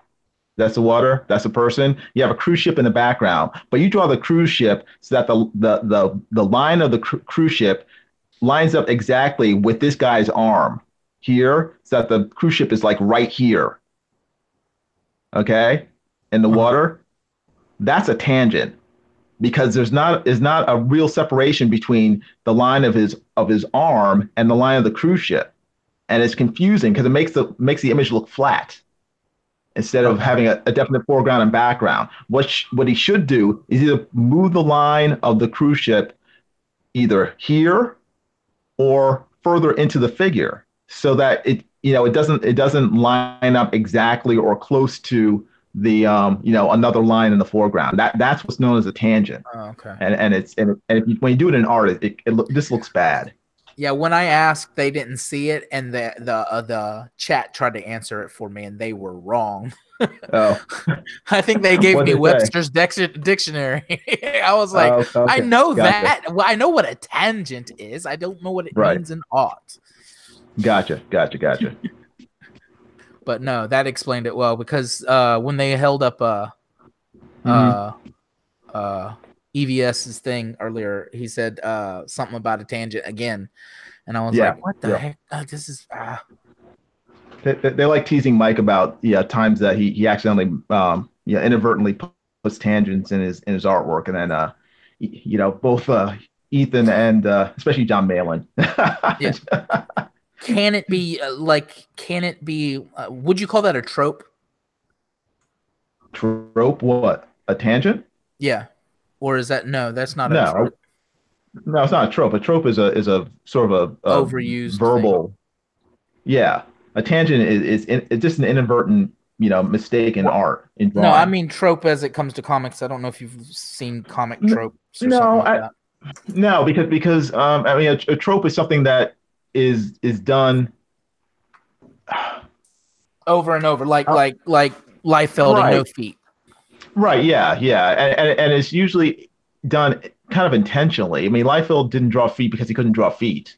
A tangent is just a bad art mistake. You don't do it intentionally. You do it because you're not paying attention.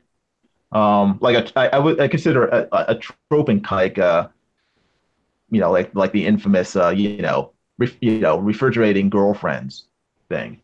What? Girlfriends and refrigerators. You know that trope? Mm-hmm. I know I'm Yeah. lost. Oh, you don't? Okay.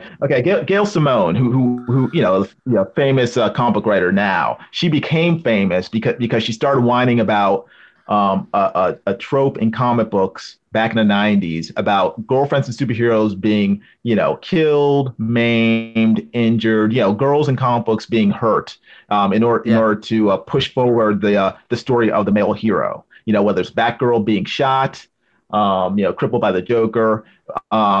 It was called, she wrote an article called Girls in Refrigerators, or Girlfriends in Which is Refrigerators. funny, because that's exactly what happened in Kyle Renner's That's what it was Lantern. based on.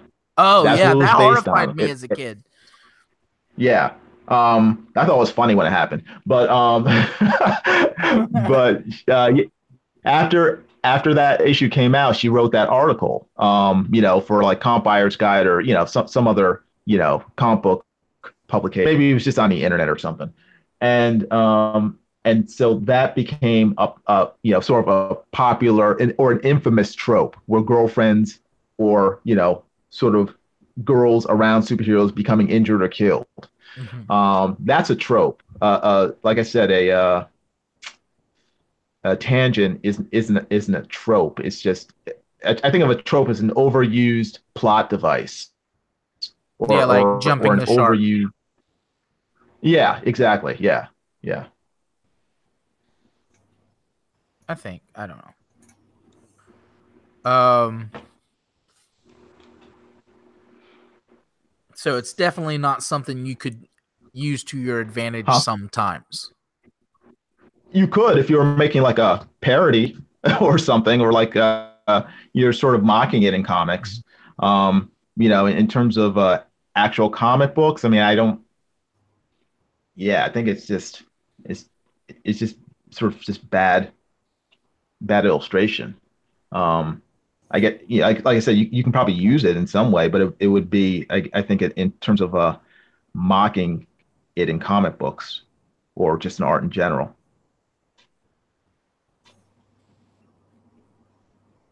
But if you can figure out a way, more power to you. Maybe you can make a character based on it. Tangent Man or the Tangent. That'd be cool. Isn't there something like that? I don't know. I'm not sure. There might be. The triangle or something?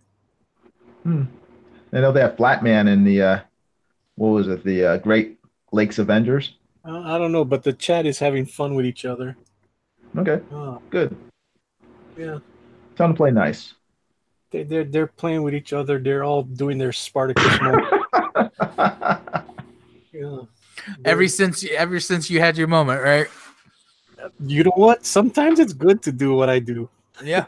People don't get it. It's like the de-wrenching was one of the best things I ever did on my chat.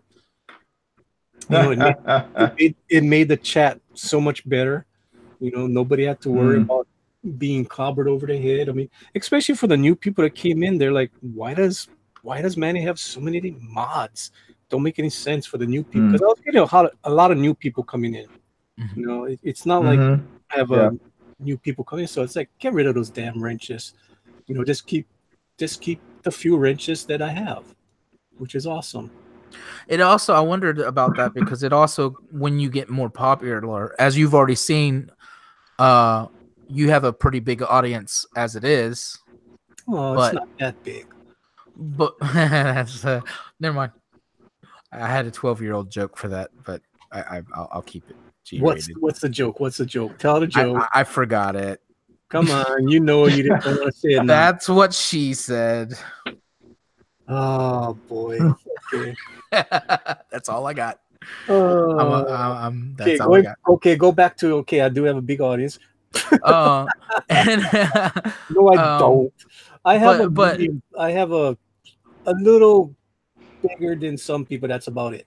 You know, it's not like I'm huge like those other guys I'm still a little small fish. And it wasn't as bad as what we had earlier where I'm like, hey, we got a couple people, and then I realized it was us watching the chat. I've done that before. It's like, hey, someone showed up. It's like, oh wait, that's me. Yeah. Was this the Misfit guys? Yeah. I like I said, I watch everybody and I compare everybody's. I look at their matrix. I look at how much views they get per stuff. Well, Andrew is a lot like you. He's all about if you're coming here, you're drawing, or you're talking about drawing, or he's big on that. He used to come on here before, but we just have weird times that we just he works a lot.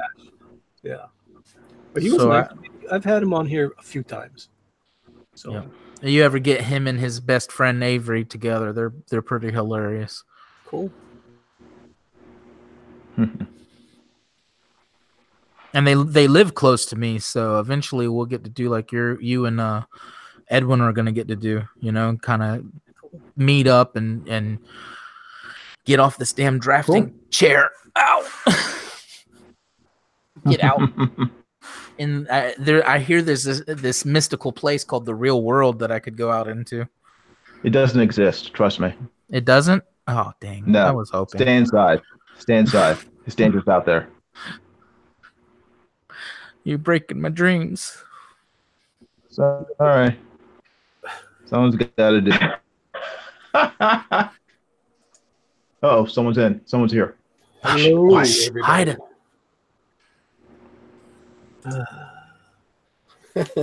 How's it going, Manny? Who is this? It sounds like Ryan. It is. Sounds like Ryan because I'm not seeing anything. Okay, let me go and see. It is Ryan Cardinal. Hey, Ryan. Joshua. It is Ryan. I'm going to unleash Joshua. Joshua, you have full control of your wrench. You find anybody in my chat that does not seem to be being a nice person in it, clobber them. I do not care about the chat. Joshua. Take them out. Ooh. Full power. It's a night of doom. It's a night of doom. Joshua, do it. Do it. Don't do it. Do it. Do it. Josh is going to lay waste to the chat. I was reminded. Anybody watch Death Note? Yes. Yeah.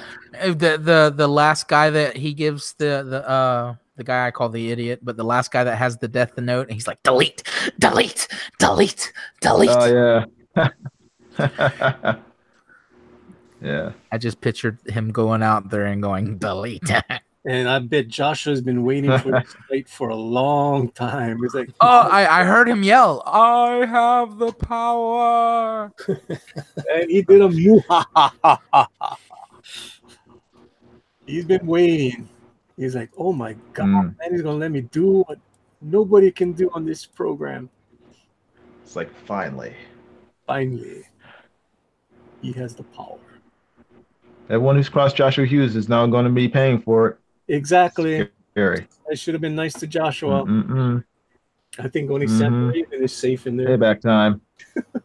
I'll see you Payback time, ladies. We need it.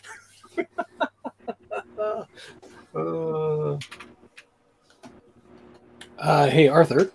Yes, sir. I'm going to throw a link up here into the group chat, and there's a really good article on tangents, and it does like Okay. a really nice breakdown and with examples. Very sweet. Yes, sir. Cool. How you been? I haven't seen you in a while. Yeah, I was just gonna say, how I've you seen you doing? on streams, of course, but I haven't talked to you with you in a while. Yeah, I've been super busy working on I'm working at a animation company right now, so Mhm. we're doing a project and I can't say what it is until they say what it is. Cool. Yeah, got it. But super fun project, and that's going to keep me busy for the next couple months here. I'm always super Fantastic. excited when I hear that. That means somebody's got something good going. You know, I'm like, that's cool. When they're Yeah. like, Oh, go ahead. Go ahead. oh, I was saying, just anytime somebody says no, I've been sworn to secrecy. You know that means it's an official thing, or it's there's this spiciness to it. I don't know how to finish No, what I'm saying, but it's not spiciness. It's legal contracts. yeah, but to us laymen's, that's like, whoa, there's something in the works. Yeah, it's a pretty cool project. I got to be involved with it this time around, so I'm pretty amped on it.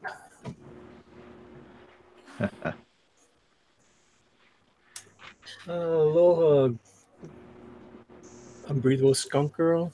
I know you're home. I saw you come home. She didn't even say hello to me. She said hello to the dog. Oh. Maybe I was swearing at the time. That's why she didn't say hello to me. Mhm. Manny, She was walking towards the door, and she was like, Yeah. nope. yeah, she's like, Manny just dropped 3 F-bombs in less than a 30-second. What the heck just happened?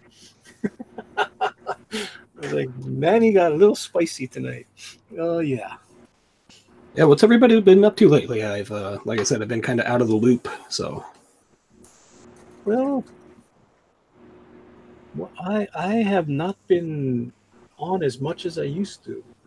I am just picking and choosing when I come on now. So because I'm so busy, that's the whole thing. Is when I'm on here, what am I doing? I'm playing around drawing Doctor Doom right now, which is awesome, which is fun, but it's not really helping me get my 2 books done. you know, so I've been just picking and choosing. I don't come on Drawn and Quartered nights. I seem to do a lot of work when that's on. I get to draw offline, and because I can't While you're watching, yeah, or listening, I do the same thing. Some reason my hands moving. I just can't show you guys what I'm doing because that's all the punchline drawings in the book. So no sense me doing that. Yeah. Hey, Manny. Yes. Remember how happy I was to discover that there was a thing to sharpen this on the end? Mm-hmm. Take a look at it. I don't know if you can see it. It broke off in there, and now it's jammed in there. So both of them, both my pens did this. And there's no way because there's no other end. It's not an open-ended thing on this side, so you can't like blow on it or it's stuck in there. If you turn it upside down and like give it a couple taps on the side, sometimes it comes out. Yeah, I was gonna like try like when you have like crab and you try to do this number, but it didn't work. So well, maybe. Hey, you know what you should do? What? Just go in there with either a straight pin or an X-Acto blade and just break it up, slowly. Oh, I think. And then sorry. I was just gonna say, as you break it up, just just knock it out. Yeah. They'll come out eventually. But I just want to say hello to Matt Costin. I guess his ears must have been burning because we were talking a lot about you about an hour ago. Yeah, we're talking about your fantastic artwork. Yeah, we were talking about your Red Sonja, how good it was. And I was telling them how you was gonna send it to me.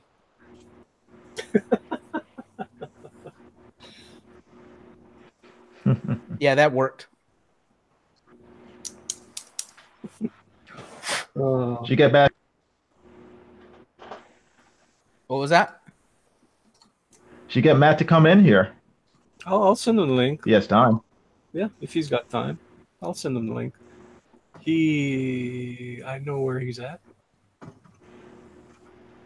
will send you the link, Matt. Did you guys catch any of the auction on Mike Miller's channel? No, I heard about it though. Man, it was super funny. It's cool. It was awesome. I literally tuned in for like 5 minutes. That's it. Yeah, you missed the best part is when Ethan was selling his foot drawing of Darth Vader. No, I popped in. I thought that was his daughter, like he was selling his daughter's artwork or something. Yeah, no, it was a drawing that he did with his foot. Yeah, I didn't find out it was with his foot until just when I think it was Jiminy said it. I can't remember. How much did that go for? Yeah. $550. 550. Jeez, dude, I really could have gone forever without knowing that. The best part The is next just time you guys watching sell Mike's some reaction. art, remember. Yeah. It was oh my gosh, I felt bad for Mike because Mike's selling these that are fantastic. Yeah. And they're selling for less than Ethan's foot drawing. I'm just like, ooh. Jack Kirby himself could come back from the grave and hand me a drawing from his foot, and I would not be happy. Okay, maybe I would. I would. I'd be happy. Yeah, I'd be happy. All right, so my argument has been diffused. I was supposed to go to a Comic-Con that Jack Kirby was at because I just had some comics signed by Stan Lee, and I bought my ticket to go to the San Diego Comic-Con back in 1994, I think 94. The year he died. Yeah. The year he died. Yeah, he died like wow. Bro, that just took my breath. Yeah. Just the fact that you mentioned those two too. You like.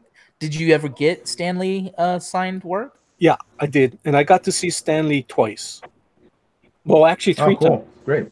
I got him to. I stood in line twice to get stuff signed by him because he was only signing 2 things.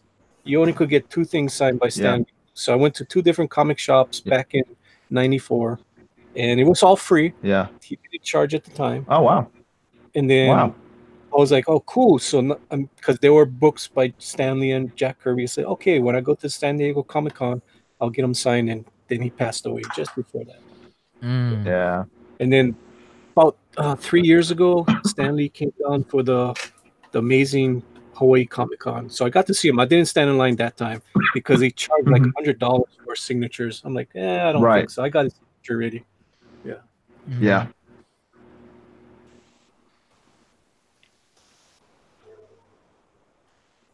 And it was pretty much, it was just a cattle thing. It's like, okay, go up there, put your book in front of him, he'll sign next. Yeah. So you really couldn't interact with him too much. The only thing he said to me was, oh, that's cool. I remember doing these books because I had old stuff. Everybody else was bringing all the new stuff. I had really, really old stuff.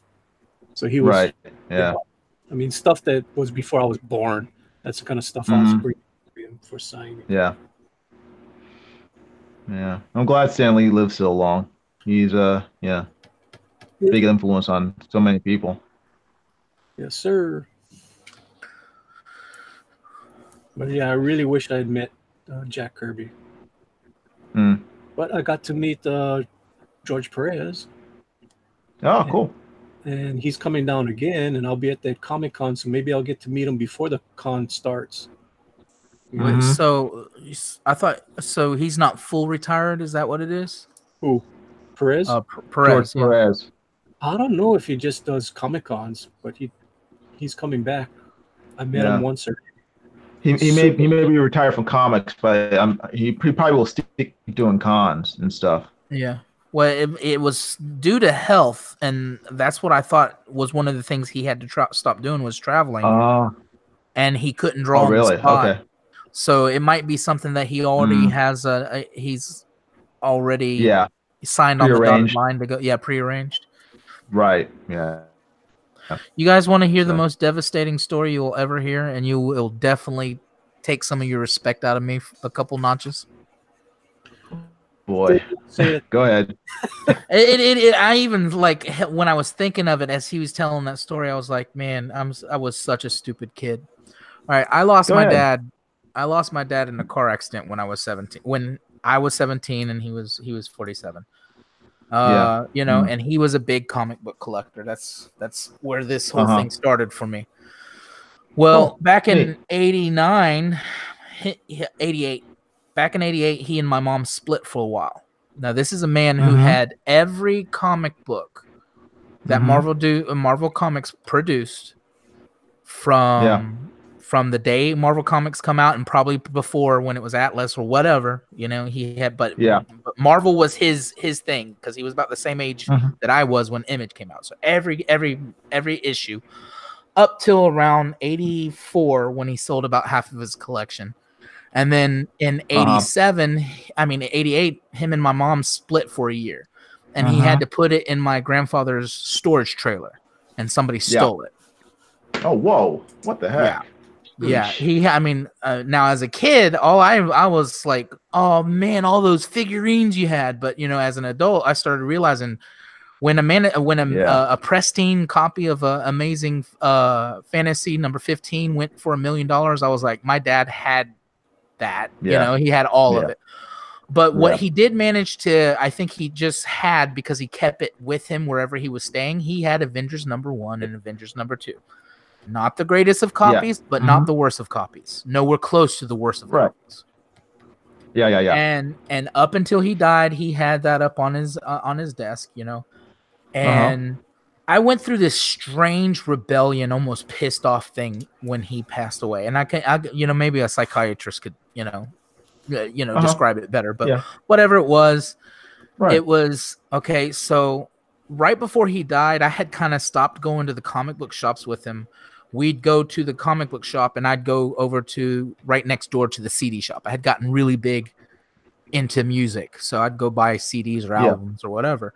And I was just dying. I didn't know how to get my own guitar or whatever. So I took both those issues, not knowing how valuable and how I wouldn't be able to ever get them again and show them to my children. And I sold them for my first guitar. Now, here's an idiot that doesn't know anything about guitars, so I sold it for a beginner's guitar. Ouch. I sold Avengers #1 and #2. So up until recently, my dream was to go ahead and go spend the whatever $2,000 to $4,000 that it was and get Stan Lee to sign it for me. Well, guess what? You know, so that's why, I mean, it is a devastating to know that you did that and that you got out of that phase, and then you're sitting there going, why I cannot comprehend. Hindsight is always 20/20. That's a dark story though. Yeah. But yes, I've held Avengers 1 and 2 in my hands. It's a beautiful book. Cool. That's very cool. I mean, not selling it, but having it. That's pretty cool. I mean, I did something just as stupid. I mean, I owned the Hulk 181. I bought it for $25 back in the early 80s, and I traded it for. And this is embarrassing. I'll be kicking myself for doing this for the rest of my life. I traded it for a dark. Say again. My Little Pony #1. My Little Pony #1. Not quite that bad, but I sold it for Dark Knight I traded for Dark Knight #1, a copy of the Nam, and some other like lame books. Oh. You know, that was just, and I knew it was, I just let myself be talked into doing it, and I was, I was a teenager at the time, and I was an idiot. But we all do stupid stuff that years later we're still kicking ourselves for. So I can't knock you for you actually sold it for money. At least you did that. Yeah, but the money, it wasn't even what it was worth then. I didn't know that. I was just so anxious to get the guitar, Right. Yeah. And it wasn't. I really thought that I was going to be music. It wasn't even. It wasn't like, oh, I sold it to get some drugs, or because I was into pot back then. But it wasn't anything like that. I really thought, oh, this is going to be. Yeah. I'm taking and trading this for something that I'm going to make my life better. I really believe that, and that's me now looking back. You're going, wow, I was stupid. It's like, yeah. Yeah. But, that's life. We look back at all the dumb things nowadays we're like, how could you have been so foolish? But that's how you grow. That's how you learn, by doing foolish things, and then or learning from the foolish things other people have done. So. You know what made me think of that in a harsh light the other day is I've been going through my comic books, just pulling out little just fun stuff to just look up names that I now know or have talked to or whatever. And I realized that I have like 20. This might be an exaggeration, but I have like 20 X-Force #1s, and I'm like, why in the hell do you have 20 of these books? But it's like, how did I manage to keep these for this long? Yeah, it's like, but all the ones that value are long gone. Yeah. Funny. Oh boy. It's not as bad as my father did my brother's collection. I'm sorry? My father did not like comics. Really? So my brother he was a young kid. This is back in the 60s. Middle 60s. So the barbershop had comics. So he would bring home those comics that he found at the barbershop. And so my father one day found the comics and burnt them all. Oh, man. And of course there was X-Men #1 that my father burnt. Oh, man. Had he done something like that, or did your dad just have this look like this will rot your brain type of? Exactly. He did not like it. Wow. I started to collect comics. I actually hid them. I know what happens to these if these stick around. Yeah. You see, the sacrifice was So what happened was I hid I didn't even buy my first comic book. I had my sister go buy it for me, my older sister, because I was too afraid that he would find out. So she bought it for me. It's almost like smuggling drugs into the house. I was stupid enough to go use the bathroom one day and read the comic book on the bathroom, and I left the comic book on the toilet in the back. Oh, Manny. Oh, yeah. Man, it's like leaving a porno for your mom to find. Exactly. Why are all these pages stuck together? So my father found the comic book, and he came into my room, and he threw it at me, and he swore at me and said, "What the F is this doing in my house? And why are all the pages stuck together?" It was a Namor. It was the reprinted Namor's back in the man. Yeah, I remember it. So it was a pretty cool cover too. In a speedo. You just ruined. Respectfully, is your dad still around? No, he's I like. Imagine if he ever seen you started making money with comics. Well, he did see me do my artwork. He did go to a couple of my shows. So cool. Yeah, that's great. Yeah. So they saw me. I mean, turnaround. Was that? There was a turnaround where he's like, no, maybe this is a thing. Yeah, I mean, he did go to my art shows and stuff, so he did see me do it. It wasn't like, oh, this guy's a failure at art. Oh, he actually is doing it. So yeah, always wondered. I have a ton of stuff like my dad wasn't into. One day, busting in, hearing me listening to some White Zombie, and he just threw it. You're listening to heavy metal, that kind of thing. But it always makes me wonder. and then just a few years later, he was just chill on it. But Yeah. it makes me wonder on some of the things that I go heavy on my kids. Like, am I really gonna care in a few years? Should I be that dad? That I hear about that I had. It's like, Yeah. what? I think every parent has to sort of decide that for themselves. You use your experiences to sort of guide you in terms of how to raise your own children. So.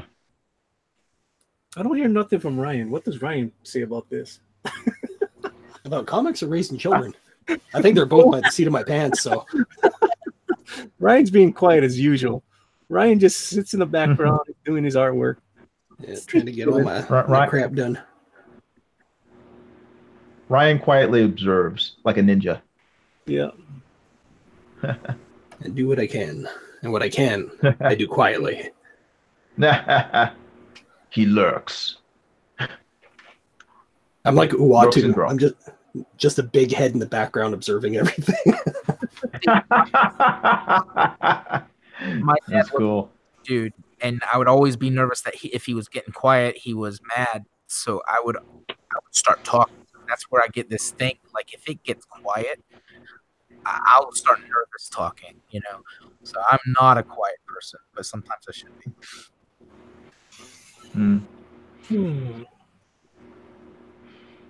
Yeah, I'm usually a quiet person. I just try to talk more during the streams because otherwise, helps me break out of my shell a little more. Yeah, use it, you lose it, kind of thing. Yeah, I'm sorry. I guess Matt's gonna go sleep. Good night, Matt. Good night, Matt. Yeah, Matt, you have a good night. Yeah, another day, Matt. Come jump on, have fun. Whoa, right. Show everybody your beautiful artwork. Wow. What? Hey, Ryan. Yeah. What is that? What are you drawing? This is a character from a comic book, and this is a panel for the trailer that I'm working on for it. Cool. That's awesome. How much do you charge people to color a page when you're available? Oh, I don't take commissions. Yeah. Cool. I usually don't, anyways. Like, I was a tattoo artist for 20 years, and that's all it is you just taking commissions. So I'm kind of really burnt out of that. You're done doing other people's art. Yeah.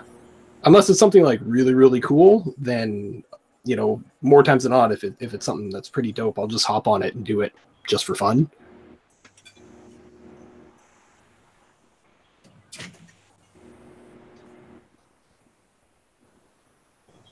Yeah, just kind of at that point now where, doing everybody else's creative endeavors for 20 years, right. And I was like, you know what? I need to do my own thing. Right. Yeah. You get burnt out. Oh, dude, I was so burnt out for almost a decade. Because it's creativity on tap. And every person that comes in is not a creative person. So they're looking to tap you for your creativity to make their desires become a reality. Right. And for like the last decade of tattooing, well, I'd say like the last 5 years, I was just like, man, I got nothing in the tank. And they're like, hey, can you create something for me? I'd be like, not really, man. Like, y'all sucked it out of me. The first 5,000 guys I did work on just drained it out of me. Sorry. Well, it's just like any creative endeavor. You have to stop and then, let that build up again. But the world of tattooing doesn't allow you to do that. Well, at least I should rephrase that. I didn't allow myself to do that. You guys catch the group chat. Not the other chat. No.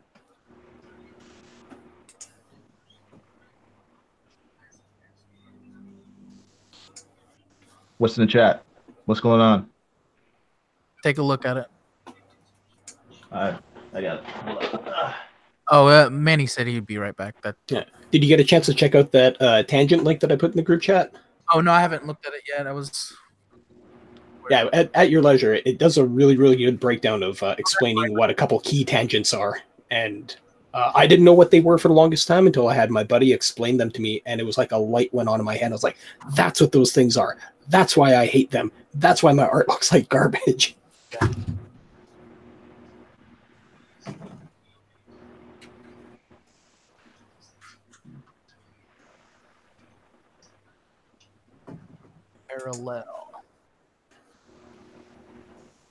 Parallel tangent. I don't understand that as much. Well, that's when you have two lines of similar things running parallel to each other, but one's in the foreground and one's in the background. Oh, I see. So you lose your depth. Exactly. You lose depth because it's just two lines running close to each other, and it creates what's kind of known as a psychic tangent. It's where things aren't touching, but it creates a sense of a path. And the other thing with tangents too is wherever those lines touch, it creates an inadvertent focal point. So if you're trying to, divert the attention to a face, but you have like the hair touching the border, your eye naturally wants to drift to where those lines are intersecting.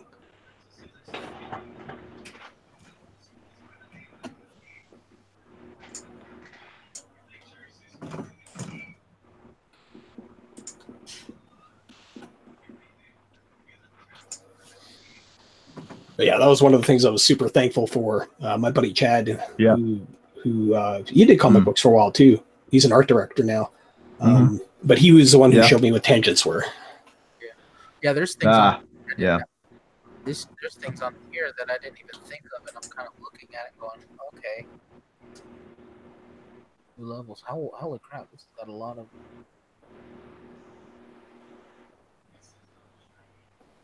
Yeah, and those are just a couple of them.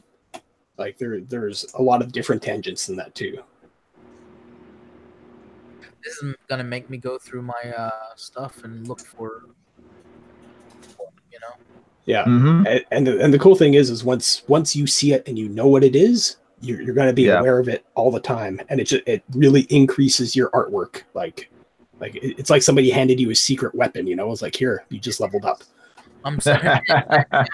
You're looking at this stuff going, man, I got panels up here that I want to look at now. Dang it. Yeah. It's like, I do this all the time. Doggone it. Yeah. Oh, that's exactly what I was like. I was going through all my old stuff, and like as soon as he showed me, it's like, oh, there it is. Oh, there it is.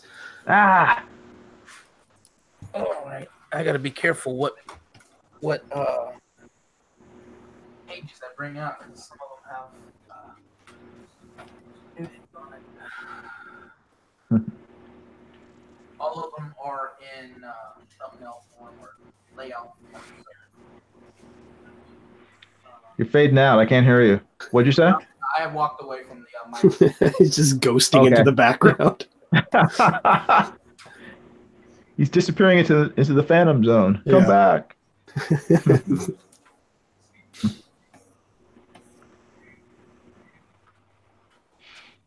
As he slowly sings the Teddy Ruxpin song as he fades into the background. Well, what is the Teddy Ruxpin song? Remind me. Is it Edelweiss? A different one. Hold on. I'll remember it in a minute. How does it go? I think it's like, come fly with me tonight. It's pretty fruity. So.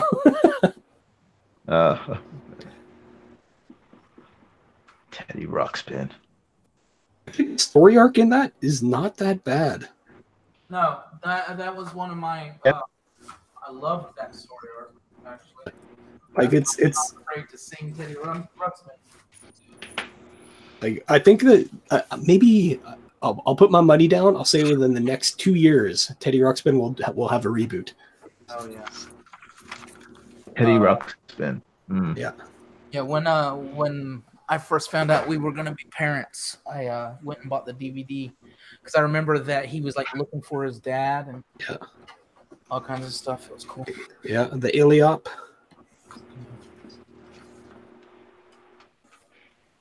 And then again, I was afraid to rewatch it because I knew it wouldn't be as epic as it was when I was a kid. Like I would see it in new light. It's like, yeah, this is hot garbage. You guys realize that these are just layouts. I'm just trying to get a feel of what I want to do, right? Oh, I'm gonna put my judge hat on. No, I'm just kidding. I'm just kidding. You want to put me on the level of your kindergartner, if you have, or the closest kindergartner you know. I don't want to show that. That's not even a thing. And this is for your personal project? Yeah, it's just kind of. But I'm looking for something. I'm looking for something. I know I have had to make that mistake. One of these. And since they haven't gone to the next step yet, as you can tell by just me trying to get the layout or whatever, make sure that my story flows, the whole ABC thing. Do you know what I'm talking about when I say that? Yeah. That's I've never read it. Somebody just briefly told me. So if you know where that's from, I think they may have said it was from Eisner's book, but I can't remember. All right, so I'm looking. Is Manny still in the chat? I'm back. Oh, can you rotate it so we can see Arthur's artwork? Oh, sorry, I did not know it was on you, Jiminy. That's okay. That's fine. I don't mind, but I think people would like to see Arthur's stuff. I thought it was on rotate. I'm so sorry. I also gotta look and see if I'm doxing anything. I don't think I am. I'm going to white box Arthur so we can see his beautiful panels. Sorry about that. They're just layouts. They're kindergarten-y. They're one step up from Stickmin, so I just wanted to see if it made sense. Now I know the dialogue, which none of this is the dialogue anymore, but so I'm just looking for. I almost thought this was a tangent right here, but that's not. That's where I originally had broke the panel, but decided it's not going to be a broken panel. Man, because I don't want to go to too many big panels or too many what I call splash panels. Even I think that might be what they're called. I want a kind of more direct approach, but then again, I've been looking at breaking out a lot of old books, like trying to learn ways to throw a panel out there, like that's a splash, of course, pretty basic, panels. I like them all, it's even this one is something but sometimes they go just crazy all over the place, and I'm like, I remember as a kid that just taking me out of the story. I'm like, okay, which panel's which, and growing up with comic books, I got it eventually. But my wife, she still to this day has a problem. She's like, one of the things I always hated is I just didn't know what panel to go to next. Yeah, I've met a lot of people that don't read comic books because they're just like, I don't know where to go. And that's not what I want. I don't want to do that. I want pretty straightforward. I don't want to go as far as who's the bearded wizard guy? Alan Moore. Yeah, I don't want to go as far as Alan Moore, even though I even thought about it. I came close to it. But, I mean, like, Tex does a good job in this book. I even like breaking orders. Sometime when you really have an action you want to... I like that. I like his style. It's not hard to know where to go to next. And it's not hard to read the story. You don't come out of it going, oh, my eyes hurt because I don't, so much going on. Right. But yeah. There's a couple things I think I ran into a little bit of a tangent with that, but I see one in your middle page. Okay. You have your middle panel. That panel line runs right into your saloon doors. This right here. Yeah. Went into here. That just carries right into that saloon door. Yep, and especially once it's thicker and blacker.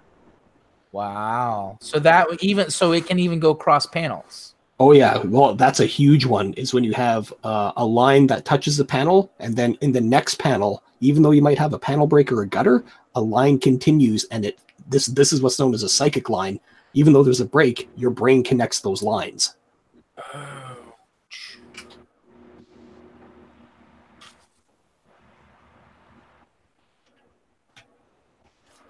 But yeah, this is what I'm talking about. I'm having to teach myself as I go, so that's why I'm stuck in layout, form, you know. And this one, he looks like he's on a scooter, so I'm gonna have to totally redraw that. You know. But yeah, I mean, but the whole process has been fun, and every day I learn something new, and every day I go, hey, I did that. That's crazy, you know. So it's definitely fun. I wouldn't trade it for the world, but unless I could pay for an artist, then I would trade it, and I would go back to writing.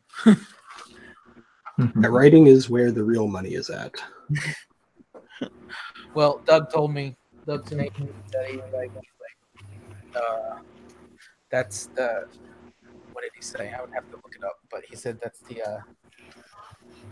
like basically what he was saying is it's the 1-2 punch if you're a writer and you draw your own stuff. I'm like, but I don't want to draw my own stuff.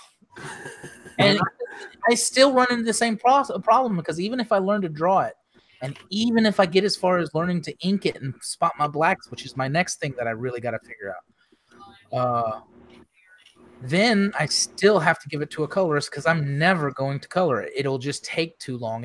If I do that, this book will, be another 20 years. You can just skip coloring altogether. Just do black and white. I came close. I thought of it because of style, because it looked good, just because I liked the idea of it. But then I discovered a book through Andrew from Misfit Corner. Hold on, I just had it too because I was going to look on it, or I was looking on it. God, when I discovered this book, it changed I just this is what I want. It is just so cool. Oh man, it's so beautiful. It's kind of. I'm going to use the word sepia, even though I know it's not sepia, but everything just has that. It's got more of a film noir effect with all the heavy blacks. Yes. Oh, it's so good. Hold on a second. I'm going to try and find a book here. It's a specific how to draw comic books in film noir. I just got to find the name of it here. Okay.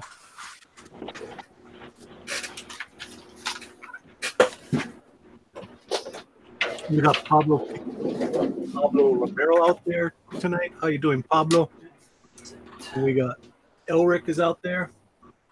How you doing, Elric? Hi, Elric. Boy, that didn't come out at all. Hi, Elric. Hey, Elric. How you doing? I've got my face being stuffed with a sandwich. Sorry about that, guys. Munch, munch, nom, nom, nom. I've been on a stream and stuff for the last 7 hours, so I kind of got hungry.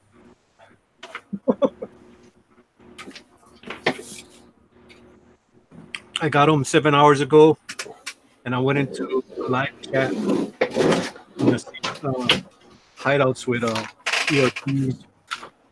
So I went from ERTs to gatekeeper stuff, back to ERTs, and back to here. So I haven't eaten yet since I've been home. So that's why I had to leave, and I was getting like, I need to eat. Yep. All right, I found the book. It's called How to Draw Noir Comics, The Art and Technique of Visual Storytelling by Sean Martin Burrow. And I'll see if I can find an Amazon link, and I'll put it up in the group chat. Wait, look at my screen. Oh, you got it. You got it. Awesome. I literally got it 2 days ago. Yeah, dude, it's so good. Cool. It is. It is beautiful, man. When you said I got a book, you jumped up. I heard your seat creak, and I was like, "Oh, he's gone." Plus, I had to turn around and make sure I had it. And yes, this book is. Yeah. Oh, it's just gorgeous. I bought that book twice. Twice. It was so good I bought it twice. Well, I bought it, and then I forgot where I put it, and I just went back to Amazon. I was like, it's cheap enough. I'll buy another one. And as soon as you did that, you found the other one, right? Yep, exactly. Oh, this book was such a good buy. I love it. Yeah. It's one of the few books where, I see tons of how-to books and stuff like that. I got a mini library of that stuff, and this one is very, very informative and straightforward with its information. This. Oh, that's not one. I was thinking ink. I have another one that's called Ink Spotty Black, or not Spotty Black, or something. How to Ink or something. I can't remember, but it's another good one. I was looking at it on stream. Is it? Am I the only one that does this? You've sat in one place at your drawing desk, and you just had something in your hand, and now it's gone from the universe. All the time. All the time. It happens all the time. Happens all the time. Do you want to hear a specific story of that happening to me? Yes. Mm-hmm. All right. So back when I used to tattoo, this is before advent of any kind of me using technology. I did everything with pencil crayons. So I'm coloring up this thing for a client, and I'm using oranges and yellows, and I have a very specific color palette, and I'm using this specific orange, and then it just vanishes, like gone, just like that. And I'm like, where the hell did it go? It was just in my hand. And I'm looking around, like, well, I got up to the fridge. Maybe it just fell down. I spend an hour and a half tearing apart my entire apartment, doing these kind of like mental projections of like, well, if I stood up and then I walked and then I might have kicked it, so it might be under the fridge. Dropping another crayon to see where it rolls. Exactly. Trying to do like a BS detective move or something. And guess where it was? In your pocket. Is in my mouth the entire time. So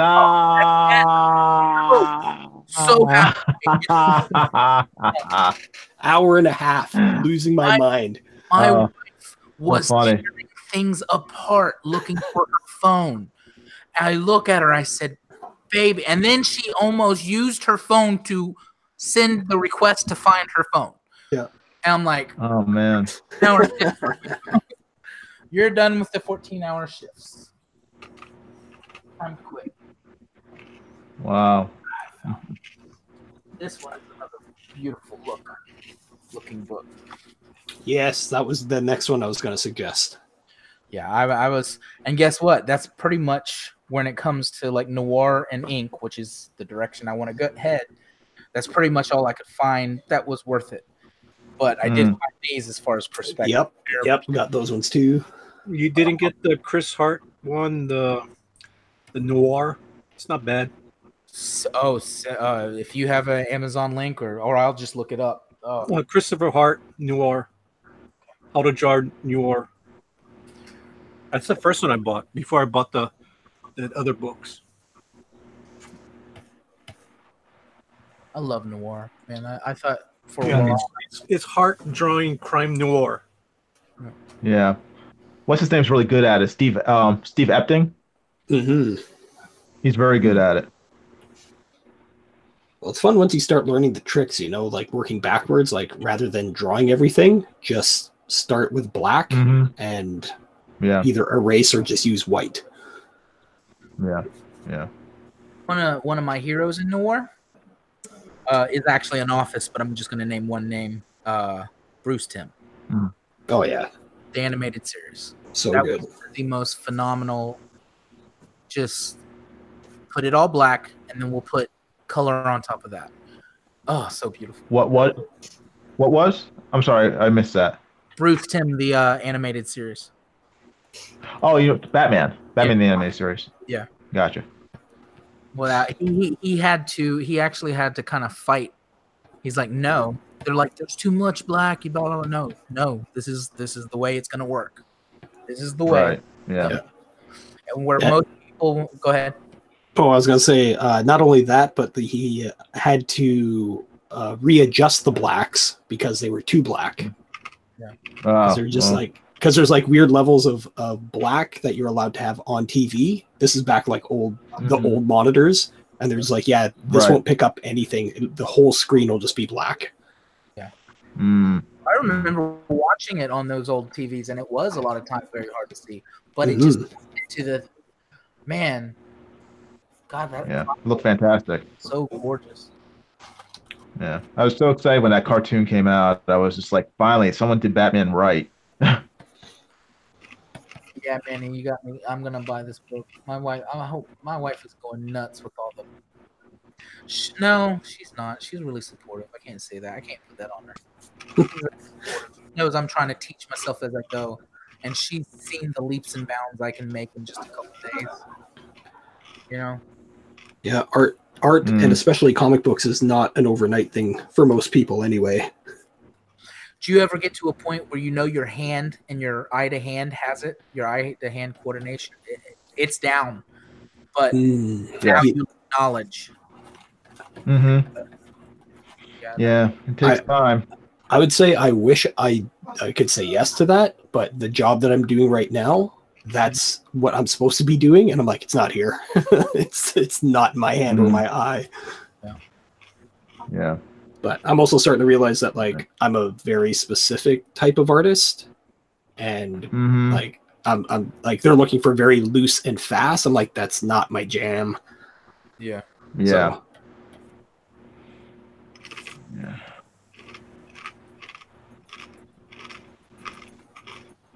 So I was looking through one of the old books.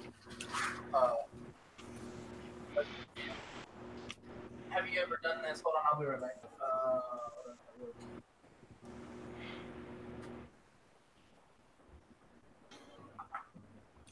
Did they disappear down the rabbit's hole again? Yeah. Okay.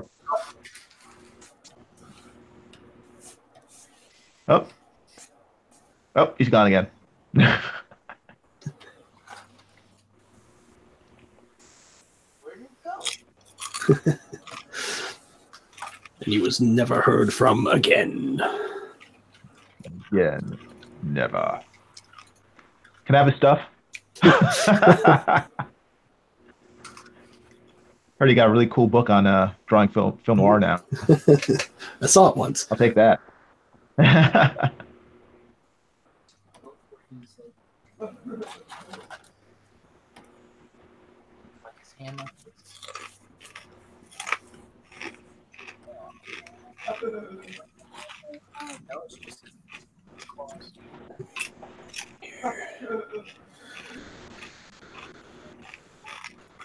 See this. So Ryan, when's this comic book of yours going to come out? This character. Well, I'm aiming for May to launch the Indiegogo. May, really? That soon? Yeah. Yeah, I got cool. 30 pages drawn. The goal is a 48-page book, and I want to have stretch goals to 56 and 64 pages. Fantastic. And what's the name of it? The name is Kayas. Kayas. How do you spell that? Kayas. Kayas. Yeah. Okay. Cool. And it's an old native Cree word. Okay. Because I'm of Cree descent. Fantastic. Oh, neat. So you like Captain Marvel? No. Legit scalping Cree, you know, like. Okay, gotcha. Okay. I thought you meant like blue blood and stuff. No, okay, no, never mind. No. That's awesome. On your mom's side, father's side, what?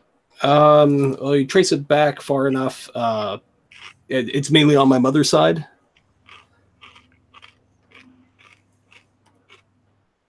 But yeah, up here in Canada, like I don't even want to get into it. It's just complicated. But essentially, we have like Indian reservations, and then we also have Métis settlements. So it's like it's the same but different. It's very Canadian specific, and it's very convoluted. So I try not to get into it.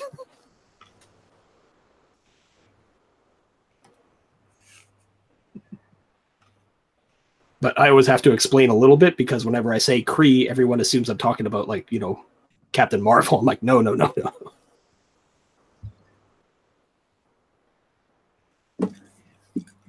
Hey, let's go see when this fake account was made. 1 subscriber, cool. Oh, actually, it's old. Went through all the trouble to change the name, Pope Rick. Wow. Cool. Carry on. That Otsuka is pissed now.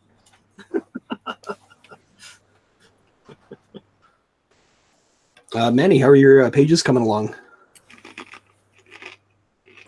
Excuse me, I got chips in my mouth. Oh, okay. Sorry.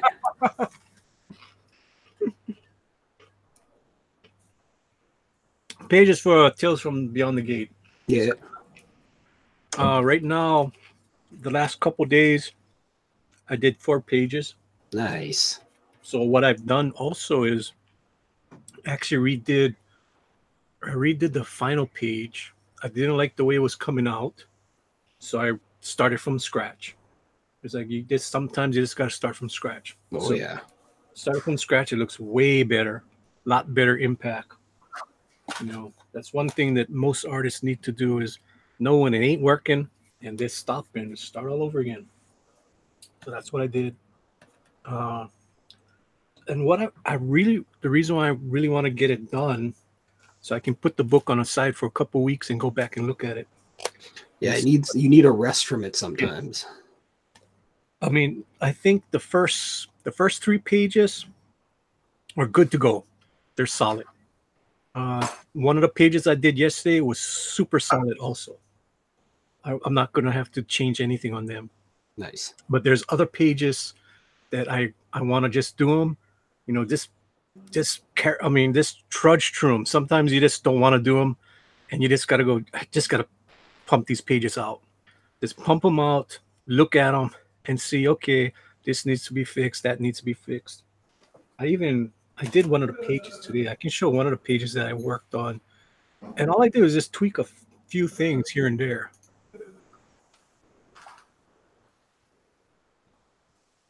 Yeah, you get to see this is something I did I was doing Elric's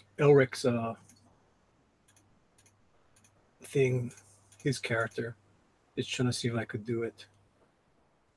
Where are you? I think it was page 4. Yeah, so this is the original page 4. I wasn't happy with it at all. I knew what had to be fixed. The top face was horrible. The middle face, the head is too far, so I had to go fix that a little bit. And the eye wasn't working. So I did that. Change the face on the top, change the eye, change the way the girl looked. Just tweaking a little bit. And I think that's far better. Do you mind going back one? Yeah, there you go. So that was this. Just rushing through it, just getting it down on paper. Okay. I just went back and I changed it. That's that process. That's how I work. Is like, just trudge through it. You got to do it. Just get it on paper and come back and see what you did wrong. And just just looking at the little girl. That does look really good. See, if you wouldn't have showed me, I was like, oh, that looks great. I was like, that looks great. What are you talking about? And then you flipped over to the next one. I was like, okay. Yep. You win. A lot better. The girl's face on the top is a lot better. Impending doom. What is she afraid of? Yeah. Can you guys hear me? Yeah. Yeah. Hello. Okay. Sorry. I think my internet went out, so I dropped out right in the middle of Ryan's discussion. I apologize. Oh, that's all right. No problem. You didn't miss nothing on my end anyway. You didn't miss nothing. It was just my artwork being shown. I was interested. I was like, oh man, what happened? I meant nothing on my end. So it's coming together. It's looking good. Hey, is that a skunk in the picture? Yes. Yes, it is. Was the skunk in the other picture? Yeah. Oh, yeah, right. She's got his pet skunk, right? Oh, she's got a doll. Oh, okay. Animal. That's all it is. I've been waiting for the book, so I'll do that. I'll like when a movie's coming out that I won't watch the previews. Once I know I want to watch it, I won't watch any more previews, kind of thing. But I like seeing the art. I do like seeing the art. So, but when I hear mentions about the storyline, I kind of block it out. Yeah. Like these panels, guaranteed, I'm gonna fix some of them. Like the girl at the bottom of the stairs, I'm gonna take a picture of my son at the bottom of the stairs so I can get the perspective better. You know, that kind of stuff. I mean, at least I got it down. That's what I wanted to do. I know what I want to show, but I just got to go make it better. Are you gonna work on her at the top? Most likely, yeah. Because it looks great, but she looks older there. Yeah. So that's like I said, just put it on paper. You got your idea on paper. Now go back and fix it. Was that a brush you used for the texture on the wallpaper? Yeah, there's a brush in the Clip Studio. Cool. Yeah. It's instead of having to draw it over and over and over again. No, yeah, I brush every day. I thought it looked really good. Yep. So just use it. And I'm doing a lot of other tricks too that I don't see why some digital artists just don't cut and paste and do different shadows on some things just to help it go along faster. You know, I mean, you're just going to use whatever you can do to get the process going. Mm-hmm. Well, that's what I'm actually worried about when I'm trying to tell my story. The whole thing I want to get through is my story. So I don't mind cutting the right corners, but I'm worried that I won't cut the right corners, you know, or I'll do it too much, you know, because I'm not an artist. I'm somebody learning to draw, or it took the last couple of years to learn to draw my story, because I knew I couldn't afford an artist kind of thing. So like this page is guaranteed. This is my favorite page every time. Yeah. I don't have to. All I got to do is put the wording on this page and color it. Mm-hmm. I don't think I need to do anything else to this page. Yeah. Maybe the leg, maybe a little bit more movement in the front leg. That's about it. It looks kind of stiff. So I might do that. But like I said, I'll come look at it in about a week from now, and I'll see maybe something else that I need to change. But I think that's a successful page. Just a little bit of tweaking on that. And of course, this, I still don't know what I'm going to do for the mansion. I still got to figure out the mansion. Once I figure out the mansion, then this page will be done. That's a good shadow panel down at the bottom. I mean, that's my best panel so far in this book, is that last panel. Yeah, that's nice. I love stuff like nice. It draws my eyes every time. Silhouettes, they draw my eyes every time. Like, So how did they... Hmm? No, it's the reason it draws my eyes every time. It's like, how does it look so perfect? It looks not simple, but it actually looks hard to do. But yet, it's as simple. It just tells the story, you know, like it. You know, it's a scratch board kind of technique. Yeah. You put the blacks down and then you scratch out the whites. Yeah. Scratch out the highlights. You know, I've never used one of those, the traditional scratch boards. I've never done it yet either, but... Oh, you should. It's fun. Yeah, it's a lot of fun. I just never done it. Yeah. And the cool thing is that if you make a mistake, you just put black ink over it and scratch again. Are you serious? Yeah. See, I always wondered about that. Yeah. So you have to worry about everything being perfect, because it's just, you know, you just cover it up with black ink and then scratch off the black ink that you don't want anymore.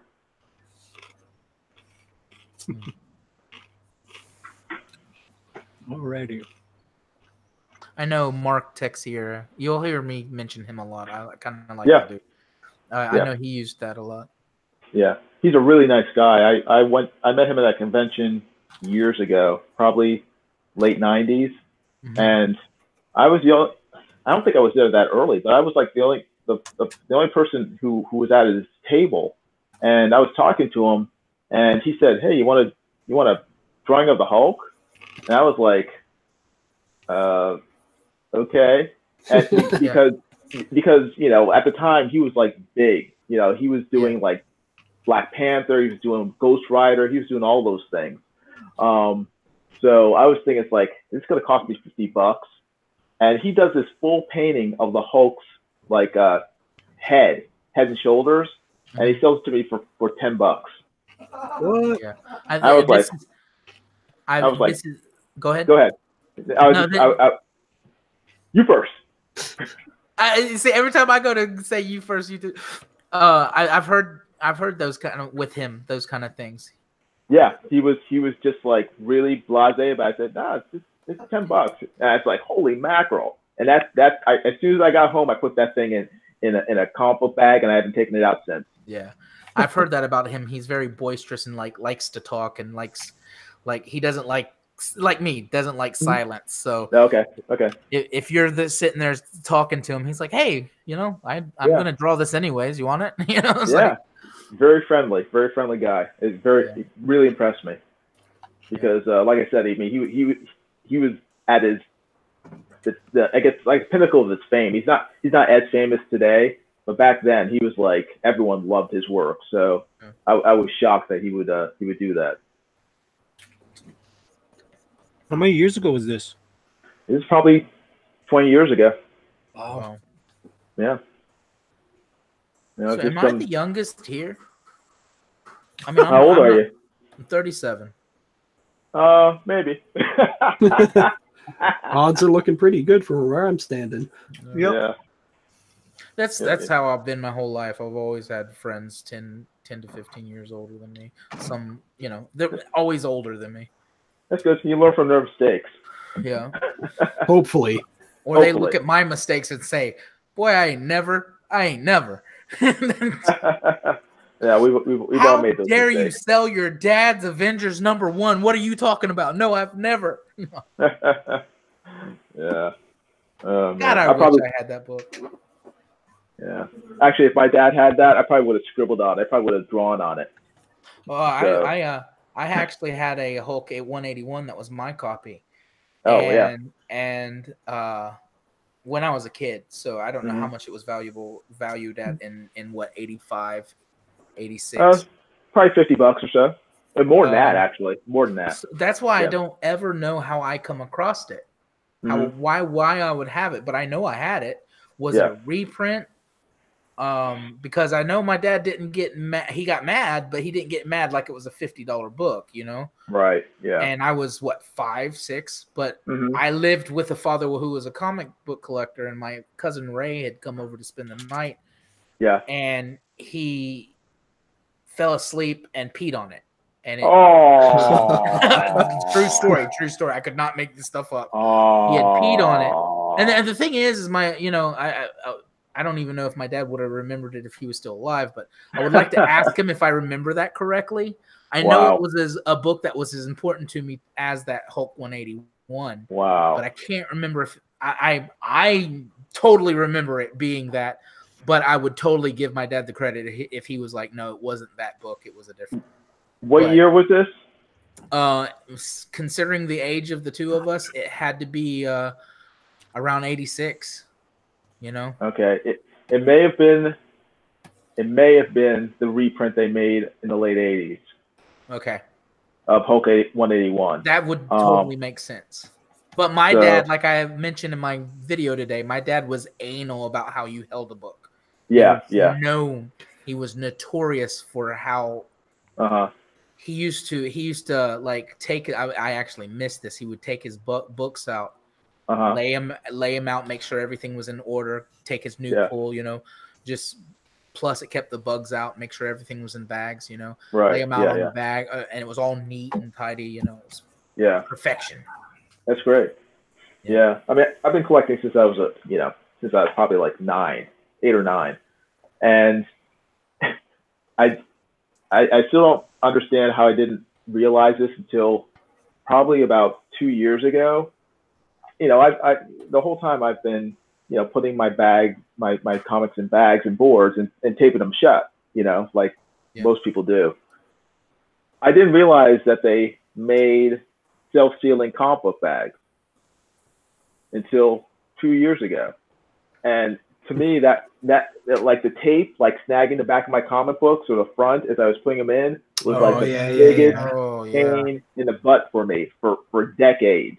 And then I found these comic book bags that are self-sealing, resealable comic book bags. I was like, what? How come no one told me about these? So, I mean, they've been a lifesaver for me. I've tossed out my Scotch tape and just use those bags, and they're awesome. I love them. Okay, let me go read the chat. We've been ignoring the chat for over an hour. Oh no! Yeah, we don't mean to. Oh, there's a chat? Yeah, it's actually a chat. Believe it or not. We got this Pope Rick now. As the figurehead of the cult of Rick. I'm actually going to make a bet. I would actually gamble that that's not. No, really? Yeah. Anyway, Pope Rick. I would like to ask Good Dog Press to open his heart and let maple syrup flow through his veins again. I do not think so. Joshua Hughes says, LOL, Pope Rick. I don't think so. Jimmy Cricket, well, yeah, he said that his thing went out. Pablo Romero Art said, the problem here is corrupt politicians and people that keep voting for them. I guess he's talking about Argentina. Yes, but here they take it to the extreme. Raven saying goodnight. Joshua Hughes is saying, good night, Raven. See you later. A lot of retracting of a lot of messages tonight. Interesting. Pope Rick is saying night, Joshua Hughes. May Rick be with you, which is pretty bad. Should not ever say that. Rick is not a god. So may Rick be with you. May God be with you. Santa Raven says, I'm back again. How many F-bombs has Manny dropped now? Oh, wow. Count was 3 in the 30-second. Yeah. Yeah, Manny kind of went F-bomb crazy tonight. Bill Ned said, I never talk in the chat, ever. Joshua 2099 says, hell, sexy Dr. Rick. Pope Rick is saying, I've taken a vow of silence, so I don't talk in the chat. All right. Joshua says, yeah, sorry, but you'll never win the lottery. I guess that was what Mr. Eagle 43 was retracting.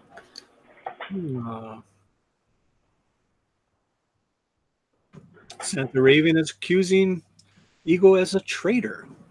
But we will not know what he's a traitor for because he message retracted. But we will go with he's a traitor. Did he maybe say Hail Terra? I don't know what the hell he said. Joshua says, I've already said too much. The space-time continuum and stuff. Goodbye. Hail Elon Musk. Okay. Alrighty. Eagle 43 has retracted. And must have been something funny because Santa Raven is laughing her ass off. The unbreathable skunk girls obviously must have been reading the chat because I wasn't. She said, why can't you all be like Bob Ross and be happy? Be like Bob Ross. Then Santa Raven says, Bob the Popio? No, the other Bob Ross. Bob Ross is awesome. I concur. Yep. Bob Ross was awesome. Still, he's a Mr. Rogers of art. Yes. Yeah, what's the Holy Trinity? It's Mr. Rogers, Bob Ross. I can't remember who the third is. I don't know. Of just general niceties. Good Dog Press, but that ain't gonna happen. Not with these F-bombs floating around. Not with my freaking trolls in the damn chat. Okay. No, Manny can't be on there for the same reason Stan Lee can't, because you're the nicest guy until you're not. When somebody ticks you off, you're like, no. Stan Lee actually had a bad temper when people would goof off. So yeah. Eagle 43 retracted all his messages.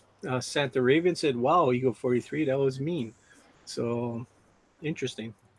Santa Raven says, you should be banned. The Unbreathable Skunker has spoken again. She says, Manny has a Bob Ross t-shirt. You do? Yes. Actually, cool. Manny had a Bob Ross T-shirt. Oh, what happened? What? We have big rats here, and they torture it. Yeah. Oh no. That was one of my favorite shirts too, and freaking rats got to it. Oh, bummer. Yeah, That's not good. yeah, they're huge.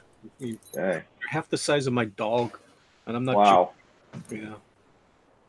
I guess you live near water, so that's probably. We live in a freaking mountain. Don't you have cats? Yeah, there's a cat around, but don't do shit. Is he a male or is it a female? Better than the cat. Is it a male or a female? Funny. I don't know what the hell it is. I hate cats. Well, I did too until I had a rat problem, and then I got a male who didn't do shit, and I was told to get a female, and the female did something about it. So Wow. Then Breathable Skunker is saying an untruth, saying that I have about 50 taped videos of the dude taking up space on my TV. No, I got rid of them. I can go watch them on YouTube, or I can watch them on Netflix now. Yeah, I used to have them, but I got rid of them. Well, at least we know you have good taste. So. Yeah, I used to like the other guy too. It was Bob Ross, and it was that guy Alexander. Remember Alexander? The German dude? The German dude, the powerful. Yeah. Mountains. You will paint the powerful mountains. Yeah, he was Bob Ross's instructor. Yeah. Really? Oh, he was? Oh, really? Yeah. What was his first name? Alexander was his last name. Oh, I can't remember. Yeah, but you remember him, the powerful, the mighty brush, mighty rivers. Yeah, he got super into it. Yeah, I mean, he was flying paint on that canvas. Yeah, he was very German about it. Yeah, and he would always use a knife. The palette knife. Palette knife, yeah. Palette knife. It was just going. Yeah. Santa Raven says Manny should get a T-shirt with Rick on it. Velneed is wanting me to ban Velneed too, but I won't. Bill Alexander, yes. The mighty brush. And Eagle 43 is retracting all these messages. All right. So we are caught up with the chat, even though we did skip over a lot of the chat. We skipped over all the fun stuff that happened tonight on the chat. And I guess I'll get back to finishing this Doom. Shouldn't take me that much longer. Yeah, I always fuss when I'm in the chat. Not this chat, but in particular. But any chat. I always go, oh, why are they ignoring the chat? Then I get on a panel and I forget all about the chat. And it's just so hard to try to talk and find something interesting to say and remember that the chat's there. Yeah. Well, it all depends. If somebody's talking, I think it's very rude for me to cut into the person. Mm-hmm. Especially if the person is talking really good and it's a really interesting subject. Now, if the person is boring, then I'll cut in. But other than that, I don't think I've ever cut into anyone. I cut into when people were going hard at each other. I don't like that either on my show. I mean, that's happened, and I've cut into them and say, let's go see what the chat's all about. Yeah. And sometimes that don't even work. I mean, I've had that happen on this stream. I mean, we do know who the troublemakers are that come on here. They do go hard at people. It's like, why are you going hard at them? It's not what this chat is about. I mean, give a little criticism, but singe, don't burn. I don't want people getting burned on here. Mm-hmm. The only people that get burned are evil people in the chat. And if you notice, I don't burn them right off the bat. They got to do something that just irritates me after so many weeks or something. Manny's all about the slow cooker. Yeah. I love it. Good evening, honey. Hello. Oh. Skunk Girl's here. This is Manny. Yeah. All hail Skunk Girl. How are you doing? I'm doing okay. A little tired, but So, hey, honey, since you dropped a few words tonight, can I say something? No. I'm actually nervous. No, scared. Yeah. I'm scared. I don't know what she's gonna say. That's what I'm afraid. What do you think I'm gonna say? I don't know, but I think I went hard on the chat enough tonight. No, nothing to you. You know what you know what my famous word is when people can't all these messages that are retracted. Uh-huh. Well, remember what I said the other night? That if they can't be man enough, then they're a bunch of freaking pussies because they can't say what's on their fucking mind. There, I said it. I'm tired. Forgive me. But it's like, seriously? No. Just say what you want to say. Good God. Sorry, honey, you're quiet. We go to bed now. And with that, it was nice to meet you. Hey, I raised 5 boys. They all know what the word pussy means because I say it all the time. And You are just men like act my like wife. they Absolutely. act like it, then that's what I'm going to say. So, there, I have spoken. I am done. I'm going to go to bed. You're getting a lot of Hail Skunk Girl in the damn chat. Hail Skunk Girl. I think my Skunk Girl will take over. Oh, boy. So, you know.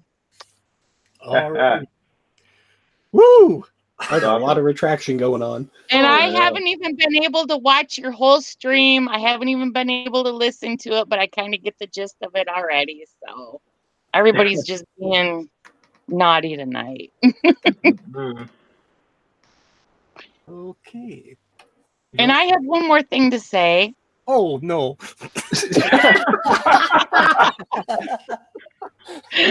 No, I just want everybody to know that when my husband says the F word, you know that he's mad because he very rarely ever says that. Because I get yelled at all the time for swearing, so I'm the bad one.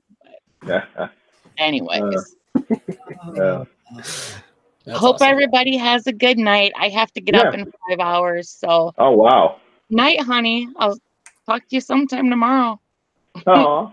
I think I have a date with somebody tomorrow. I don't know what time it is. Not me. I know it's not you. Aw. What are you gonna do? Take Pope Rogue somewhere? No, I gotta go to Aaron's house and go do his plumbing first. Oh, for crying out loud! That's your date. And then, and then after that, I'm supposed to meet Edwin at a comic book shop. Oh. Ooh. Okay, well, do me a favor and make sure if you take our son with you that you guys don't dress like Pee Wee Herman and make sure he has nice matching clothes on and that his hair is combed. No, I'm not going to take Mac with me.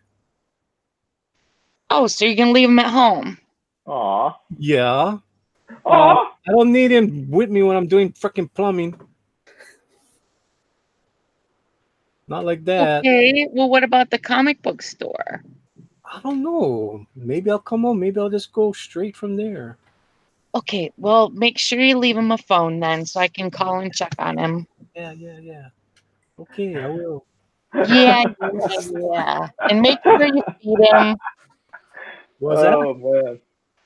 God. Can't hear you. You're bugging out.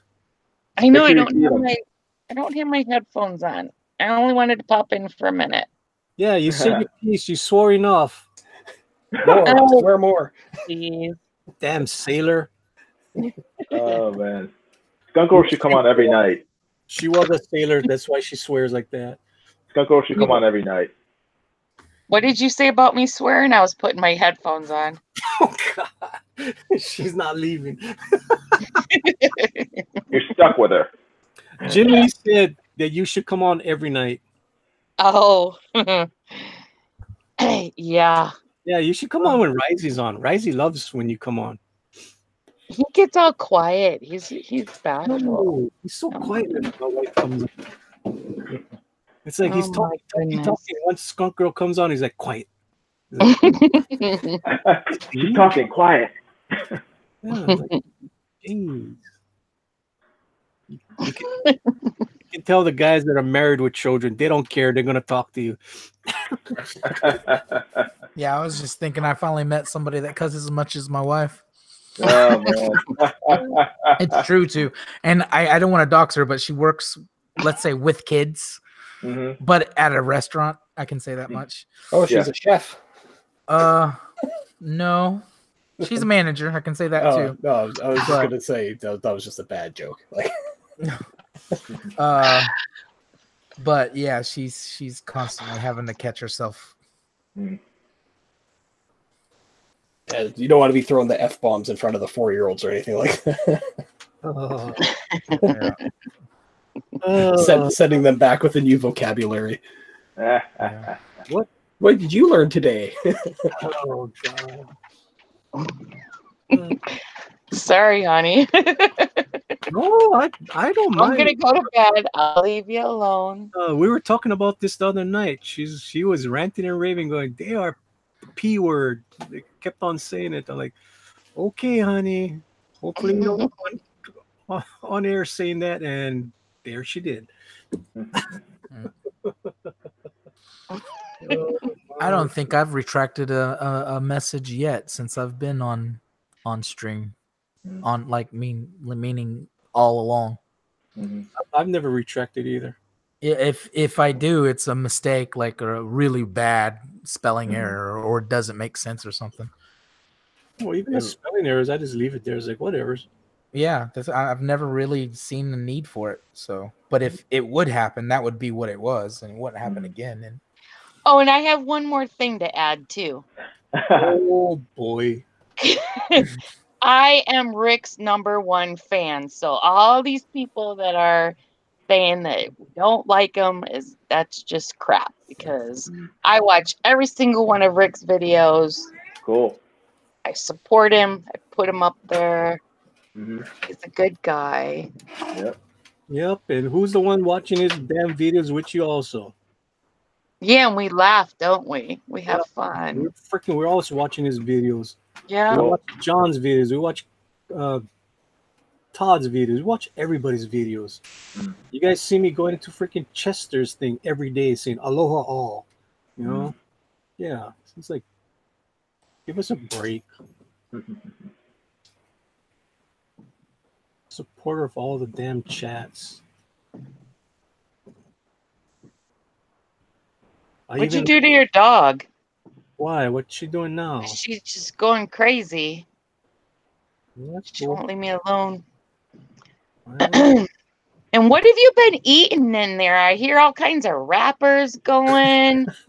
I mean, that's the other thing, too. They got y'all upset that you're eating chocolate and shit and chips and what the hell? Oh, man. Skunker's going off. I can tell what he's eating just by the wrapper noise. I'm just sitting here going, wow. So did you eat any dinner? Or no, I had to go like about 30 minutes ago. Give me something to eat. I'm not talking the candy bars and the potato chips.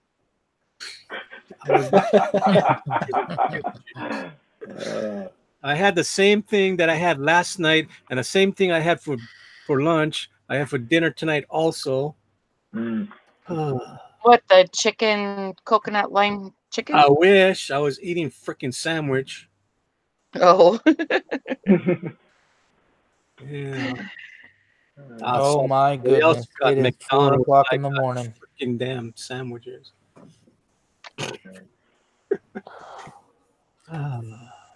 Manny, brother, I love you.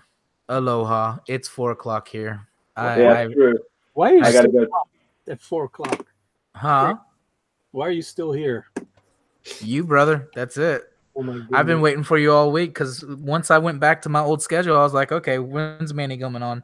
And then you wasn't on all week. So, yeah, I had it perfect too. I was getting up at like 5 o'clock in the morning. The kids were jogging before school, all kinds of cool stuff. But you can't really get stuff done if you don't stay up. If you're an artist, it's just not realistic. Yeah. Oh boy. So I'll get it back eventually. If I disappear, that's probably what's going on because it makes my wife happy, and that's what's important. Yeah, it's Yep. She also very supportive. She knows when I go on these tangents of drawing all night. She knows it's important to me, so she does back that. Yep, Skunk Girl's been putting up with my crap for the last 3 years. Yep. It's comic art. And it was nice to finally meet you, Miss Skunk Girl. Yes, you too. Sorry you had to meet me in such a, foul manner. I'll try Bitchy to mood. I completely understand. But I think I worked a 16-hour shift tonight, so Ouch. yeah, Wow. I'm tired. Wow. Yeah. Ooh. Yeah, and then she comes home to her husband swearing online. If you're gonna do it right. Absolutely. All right. Well, Jimmy? good night, everybody. I'm headed off, so we will catch you next time. Hey, good night, Skunk Girl. All right. Bye. Have a good night. Take care. Right. Yeah. Manny, I have to take off too. Oh yeah, Because I think for it's time me as well. to stop this because I got to get up early in the morning too and go be a plumber. Yay! Yeah. But I got to go do it.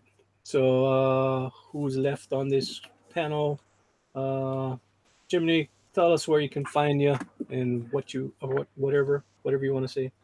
Hey, you can find me on my YouTube channel, youtube.com/illustration by design. I finally got a named URL. So it's youtube.com/illustration by design. Or you can find me on Facebook, facebook.com/illustration by design. Awesome. And I also take commissions. Uncanny Kodiak. It's your boy, Uncanny Kodiak. You can usually find me by just typing in Uncanny Kodiak in YouTube. But I'd like to throw a shout out to some dudes I've been hanging out with, really good dudes. Manny's talked to him a couple times. Misfit Corner. They need a little pep talk every now and then. So if you just drop in and say hi, they would surely appreciate it. Other than that, that's where I'm at. It's just hard for me because they always go on before I even get home. Oh yeah, it's hard for them to get on, or they would jump on shows like this. We talk about you on their show because they understand you're over in a different time zone, and their jobs is weird. They work at the same place, so they're strict. Cool. Awesome. All right, Ryan. Everybody can find me at The Ryan Cardinal, and that's on Twitch, Facebook, Twitter, Instagram, pretty much any social media that you could think of. It is The Ryan Cardinal. Awesome. And Let me of course, get one last look at his picture. Oh man, it looks so good. Yeah, it's beautiful. We went black and white with it. Yep. Yeah, that's what my comic's going to be. It's all going to be black and white. So it's so beautiful, fantastic. Though. Yep. It is awesome. Amazing work. Oh, thanks. Yeah, now I get to show my ugly Doom. Thanks a lot. No, Ryan. no. That's what I was locked on. That's why I had to go back. Make it as big as you can. So that's gonna be my thumbnail for tonight. Yeah, I was locked on it because I'm loving the Kirby crackle. Like I said, Doom was my favorite when I was a kid. I used to think, because I was so little, I used to think that him and Darth Vader were like cousins.